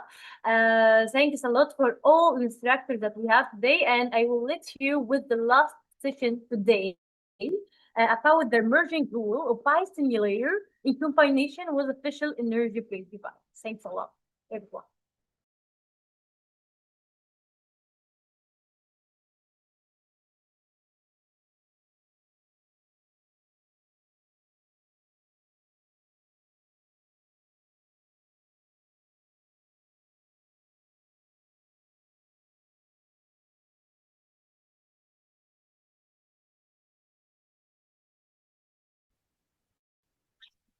اوكي. مساء الخير جميعا، اتمنى تكونوا حضراتكم بالف خير. النهارده هنتكلم على الرول اوف بايوستيميليترز في سكين بوسترز مع الانرجي بيز ديفايسز، especially الفيشيال انرجي بيز ديفايسز.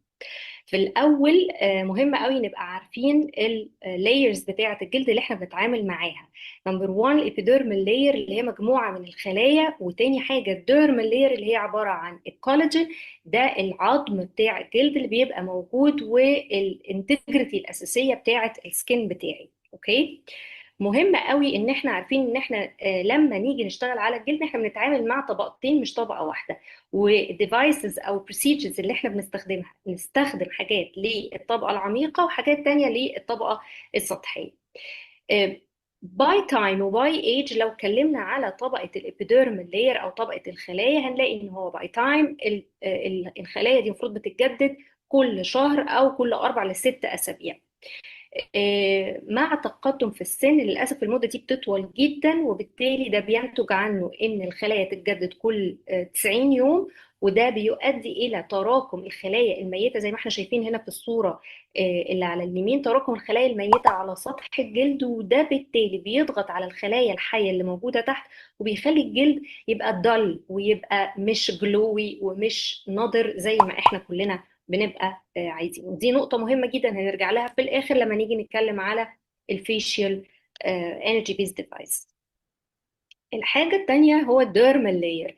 ديرمال لاير باي تايم وباي ايج نسبة الكولاجين اللي فيها بتقل، نسبة الهاليورونيك اسيد اللي موجودة فيها بتقل، بتضعف فيها الأوعية الدموية اللي موجودة، كمية الخلايا اللي موجودة اللي هي الفايبروبلاست اللي هي مكونة أو مصانع أساسية للكولاجين عددها بيقل باي تايم وباي ايج. فبالتالي احنا هنا لما نفكر ان احنا نعمل حاجة انتي ايجينج لازم نفكر ان احنا نزود عدد الخلايا او نزود نسبة الكولاجين اللي موجودة في الديرمال لاير. لذلك نتيجة الحاجتين دول، حتة الخلايا الميتة المتراكمة على سطح الجلد ونقص الكولاجين، بيظهر عندي كل الساينز بتاعة الايجينج، من اول الفورهيد لاينز والفراون لاينز، دروبي اي براوز، كراوس فيت، اندر اي رينكلز، والهولنس اللي بيحصل في الميد فيس اريا، والساجنج اللي بيحصل في السكن. كل ده بيبقى نتيجة انه حصل لخبطة في الكونتنت او الاماونت بتاع الديرمال part of the skin. الكولاجين قل، الريتي ريدجز قلت، حصل الالاستين ان هو بيقل، الجلايكوزامينوجلايكانز اللي هو الهاليورونيك اسيد قل، وبتزيد حاجتين مهمين قوي وهي الاكسجين فري راديكلز، وكمان بيحصل اكسس او زياده في الاكتيفيتي بتاعه الميلانوسايتس. يعني دي العلامات بتاعه الايجنج في العموم نتيجه التغيرات اللي احنا عرفناها واتكلمنا عليها في البدايه. طيب، كلمه سكين بوسترز او بايو ستيميليترز دي كلمه عامه، حاولوا يدوروا فيها على definition ليها، ولقوا انه لغايه دلوقتي مفيش تعريف واضح ليها، ولكن it is logic انه اي حاجه تحسن لي وتعمل لي improvement للسكين كونديشن تندرج تحت كلمه بايوستيميليترز او سكين بوسترز. اي حاجه تحسن لي الكواليتي بتاعه السكين اعتبرها ان هي سكين بوستر او بايوستيميليتر. طب الكلاسيفيكيشن ايه؟ في حاجات كتير قوي، من اول هاليورونيك اسيد، كالسيوم هيدروكسابيتايد، بوليلاكتيك اسيد، PDRN، بليتلتس، ريتش بلازما، وجروث فاكتورز، اكسوزومز، وايفن حتى البوتيلينيوم توكسين بيعتبر من السكين بوسترز. ببساطة شديدة هنقول كل ايتم بيعمل ايه. هاليورونيك اسيد بيمويسترايز الجلد، هو كل فكرته ان هو بيرطب الجلد، وليه انتي اوكسيدنت افكت، وبيدي شوية فوليوم لو اتحقن بطريقة او بماتيريال فيها شوية كروس لينكج زي الفيلر، وبينهانس الكولاجين برودكشن، ودي اهم حاجة بيعملها الهاليورونيك اسيد. ازاي بيعمل كده؟ according للريسيرشز الموجوده في البيبرز والليترشر، قال لك انه الايجنج بيحصل فيه زي ما قلنا بيقل الالاستين وبيقل الكولاجين، والخلايا بتاعه الفايبروبلاست بتبقى ضعيفه جدا وبتبقى كولابست، وده بيبقى نتيجه الانفلاميشنز اللي بيتعرض ليها الجلد، ميتالوبروتينيزز، الانزيمز، الحاجات دي كلها، الاكسجين فري راديكلز، كل الكلام ده. طيب، injection of سكين بوستر بيحتوي على هاليورونيك اسيد بيعمل لي حاجه مهمه جدا جدا جدا اسمها الميكانيكال تنشن ستيميوليشن. يعني ايه؟ يعني كميه هاليورونيك اسيد، كل موليكيول من الهاليورونيك عمل اتراكشن ل 1000 موليكيول ميه، وبالتالي ده عمل زي تمدد او تنشن او ضغط على الخلايا بتاعه الفايبروبلاست، فجاه تتشد، فبالتالي هي تفتكر ان هي كده حصل لها تروما، فبالتالي تبقى اكتيفيتد وتبتدي تطلع كولاجين بكميات كبيره جدا. يبقى انا كده وصلت للنتيجه اللي انا عايزاها، اني حفزت خلايا الفايبروبلاست عندي تطلع لي كميات كبيره جدا من الكولاجين نتيجه التنشن ستيميوليشن، التمدد او الاديمه اللي حصلت في الانسجه اللي انا حقنت فيها الكولاجين. طيب، احيانا بقى نبتدي نكومباين حاجتين مع بعض. كالسيوم هيدروكسابيتايد ده يعتبر من البايوستيميليترز مع هاليورونيك اسيد. ليه؟ عشان استفيد من البروبرتيز بتاعه الاثنين. الهاليورونيك اسيد ليه فوليومايزنج افكت وليه هايدريتنج افكت حلو جدا، بس مدته قصيره. لكن الكالسيوم هيدروكسابيتايد بيساعد على الفورميشن اوف نيو كولاجين على اللونج ران، وبيعمل تايتنينج وتونينج في الجلد نتيجه ان هو بيوقف تكسير الكولاجين اللي موجود في الجلد. يعني الكالسيوم هيدروكسابيتايد وقف لي تكسير الكولاجين، هاليورونيك اسيد بدا يصنع لي كولاجين من اول وجديد. فالاند ريزلت من الكومبينيشن ما بين الحاجتين دول انه على اللونج ران يحصل لي تونينج ويحسن لي التكستشر واللاكستي بتاعه السكين. طيب، what about polylactic acids؟ بداية هم استخدموها في الناس اللي عندهم immune deficiency syndromes، الناس اللي كان عندهم ايدز كانوا بيحقنوا معاهم البوليلاكتيك اسيدز. فكرتها الاساسيه انه اتس فورين بادي، الفورين بادي ده بيدخل جوه الجلد، تبتدي الماكروفيجز تتعامل معاه وتعمل له زي اينوسايتوزس تاخده جواها وتبتدي تتعامل معاه. طيب، الجلد علشان يحافظ على نفسه ويبعد نفسه عن المعركه اللي بتحصل ما بين الماكروفيجز والفورين باديز اللي داخله اللي هي البوليلاكتيك اسيد، يروح عامل دنس كولاجين كبسول فوقيها يعزلها عن بقيه الجلد. يبقى انا كده التاني وصلت لنفس النتيجه اللي انا عايزاها، وهي انه بتكون كميات كبيره من الكولاجين في الجلد عن طريق الفايبروبلاست، لكن مشكلتي مع البوليلاكتيك اسيدز انه ممكن يحصل irregularities نتيجه ان البارتكلز مش كلها بتبقى زي بعض، فالكولاجين برودكشن مش كله بيبقى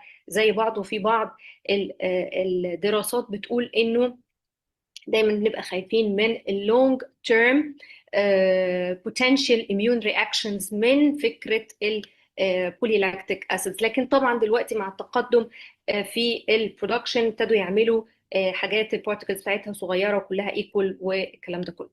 طيب PTRNs دي حاجه طالعه ترندي جدا اليومين دول، ما يقال عنها حقنه السلمون. لقوا انه السلمون دي ان اي فيري سيميلر للهيومن دي ان اي، فابتدوا يستخدموه. البي تي ار انز دول بيشتغلوا على الادينوزين A2A receptors، بتشتغل بنفس الطريقه اللي احنا شايفينها كده في الدايجرام، وتنتهي بان هي تعمل لي stimulation للنيو كولاجين فورميشن.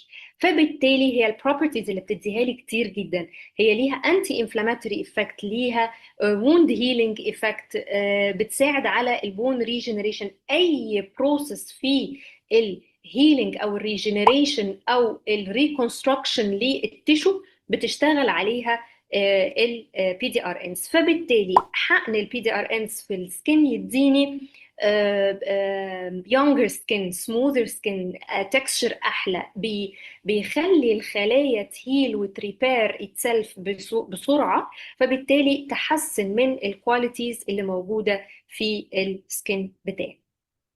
طيب، بعض الأخطاء الشائعة أو الحاجات المغلوطة اللي ممكن الناس تبقى فاكراها عن موضوع السكين بوسترز. أولا يقال إن السكين بوسترز زيها زي الفيلر أو هتريبليس الفيلر. لا، الفيلر ده مادة مالئة، والميكانيزم اوف اكشن بتاعه is totally different عن السكين بوسترز زي ما احنا اتكلمنا عليها كلها باغلب انواعها. فطريقه استخدامها تعتمد على الجلد نفسه، وانا بنشط الجلد نفسه، ولكن الفيلر هو ماده مالئه. طيب، الحاجه الثانيه ان السكين بوسترز بتعمل ساجنج في الجلد، العكس طبعا خالص.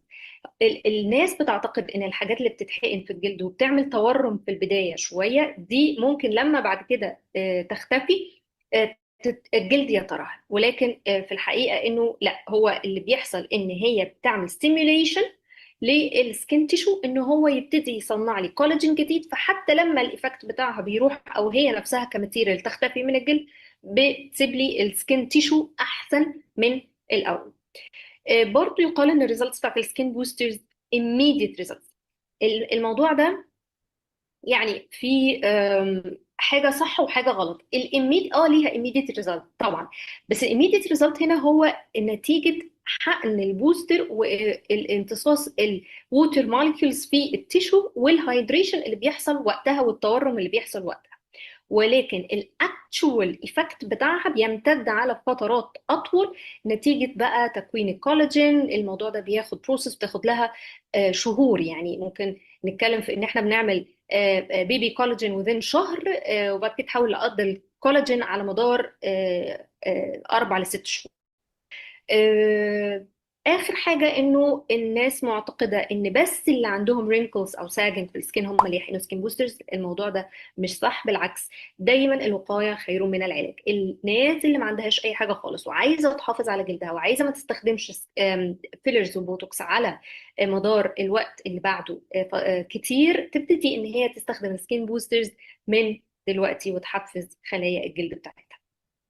نيجي بقى للكومبينيشن اللي احنا بنتكلم عليها من عنوان المحاضره بتاعتنا، وهي استخدام الفيشيال انرجي ديفايسز مع البايوستيميليترز. احنا كل اللي اتكلمنا عليه قبل كده بايوستيميليترز دي بتحفز كولاجين برودكشن في الديرمال لاير. طب وات اباوت السوبرفيشال لاير؟ اقدر اوصل لها ازاي؟ الناس بتستهين جدا بالايفكت بتاع الفيشيلز، مع ان الاجهزه دي مهمه جدا، زي مثلا جهاز الاكسجينيو او في بعض الاجهزه الاخرى زي الهيدروفيشيال او الفيشيلز العاديه، تحتوي على حاجات تشيل السوبرفيشال لاير بتاعه الديد سكين وتشتغل على الطبقات برضو اللي تحتها. فور اكزامبل، مثلا جهاز الاكسجينيو من الحاجات اللي بيعملها هو اكسفوليشن للسوبرفيشال لاير، مايكروديرمابريجن بكبسول، وبتعمل ريموف لكل الطبقه السطحيه الميته من الخلايا. في نفس الوقت بنحط طبقة من الجل اللي بتحتوي على ماتيريالز معينة بتinteract مع الكبسول، تبتدي تكون لي CO2 بابلز، يعني غاز ثاني اكسيد الكربون اللي بيدخل جوه الخلايا ويفورس الجلد والدم ان هو يكسشينج، ياخد CO2 ويحط اكسجين انستاد. فبالتالي انا بجبر الجلد ان هو يحط لي اكسجين بارتكلز ويشيل كل ال CO2 بارتكلز الموجوده معاها الاكسجين فري راديكلز، وبكده بيبقى الميديا اللي الخلايا بتشتغل فيها ميديا هايله جدا لان هي تبقى تقوم بالواجب بتاعها. بعض الاجهزه كمان بيبقى معاها الترا ساوند. الالترا ساوند ده بيفاسيليتيت الباسج اوف ذا توبيكال فيتامينز او مينرالز احنا حاطينها على سطح الجلد، ودي حاجه حلوه جدا بنستغلها انه نحط الفيتامينز بتاعتنا، نستفيد ان احنا شلنا الطبقه السطحيه، فبالتالي الامتصاص بقى سهل جدا. كمان باستخدام الالترا ساوند بالالكترومagnetic ويفز تدخل البرودكتس دي كلها لطبقات الجلد العميقه without injection، ودي بتبقى حاجه لطيفه جدا بالنسبه للبيشنتس بتوعنا. كمان بتساعدني في السكين تايتنينج نتيجه وجود راديو فريكونسي ويفز. في بعض الاجهزه بنلاقي فيه سواء الكتروبوريشن سواء الراديو فريكونسي بتعمل لي هيت بسيطه. اولا بتعمل فازو دايلاتيشن للاوعيه الدمويه، فبتضخ كميات دم كبيره وتهيئ الجلد للشغل اللي احنا هنشتغله فيه. تاني حاجه بتعمل لي تايتنينج لان الحراره بتضغط او بتخلي الكولاجين اللي موجود يتشد، زي بالظبط لما بنكون جايبين حته لحمه وحاطينها على النار مع الحراره بتلاقيها بتكش. دي بالظبط نفس الايفكت بتاع الار اف على الجلد، لان الجلد عباره عن كولاجين والكولاجين ده بروتين، فمع الحراره بيبتدي يكش، فبنلاقي الجلد بيبقى توند وبيبقى الانتجريتي بتاعته احسن بكتير. كده احنا نبقى عملنا تريتمنت واشتغلنا على كل طبقات الجلد، ووري حضراتكم بعض بيشنتس اللي اشتغلنا فيهم السوبرفيشال تريتمنت زي الفيشيالز مع السكين بوسترز. هنا احنا مش هنلاقي اي تغيير في الشكل بتاع البيشنت، مجرد ان بس تكستشر الجلد بتاعها اتحسن وبقت مور جلوي. هنا استخدمنا سكين بوسترز اقوى شويه كان فيها كالسيوم مع هاليورونيك اسيد، فبالتالي ادتني هنا ليفتنج وتونينج في السكين. ستيل الخطوط موجوده ولكن الجلد نفسه اصبح شكله توند والطف بكتير. هنا عملنا فيشيال اكسجينيه ومع سكين بوستر فقط، ولكن البيشنت لان هي صغيره في السن فطبعا بان عليها بشكل احسن بكتير من الناس اللي هي الاولد ايج. عشان كده دايما بنقول انه دايما الوقايه خير من العلاج، ده ان احنا نبتدي بدري احسن بكتير من ان احنا نبدا متاخر في التريتمنتس بتاعتنا. Thank you so much. أتمنى نكون وصلنا المعلومات بشكل مبسط ولطيف، وأشوف حضراتكم مرة تانية في ويبينارز تانية جديدة إن شاء الله. Thank you.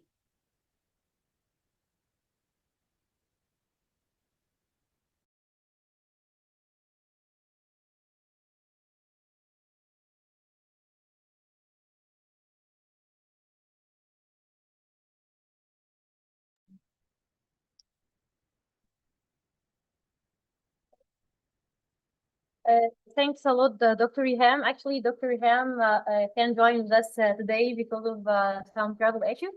So we can't ask her anything, but actually, I wanna say something for all attendees here today. So please let me say that. Dear colleagues, distinguished speaker, and valued attendees, as we come to the close of this enlightening online conference, I'd like to take a moment to extend my deepest gratitude to each and every one of you. This event wouldn't have been a success is without your active participation, engagement, and shared your knowledge and growth. Thanks for all attendees and our international speakers that talk from their time. And the last thing I'd like to say, thank you once again, wishing all continued success in all the future, and look forward to seeing you a future event. And please, if anyone don't fill the link here of certificates, please fill it to get your certificate, attendance certificate, and the evaluation sheet will be very important to us. thanks all doctors that attended us today. Please fill the link to get your certificate and know more about your feedback. It's an honor to be with you today. I'm Dr. Mariam Rez, Senior Medical Science Liaison here in American Association. See you in next journey, and thanks for all American Association team, IT department, medical team that's working hard to get you this dermatological hub. And thanks again. See you there. Please fill the link to get your certificate and be able to know your feedback.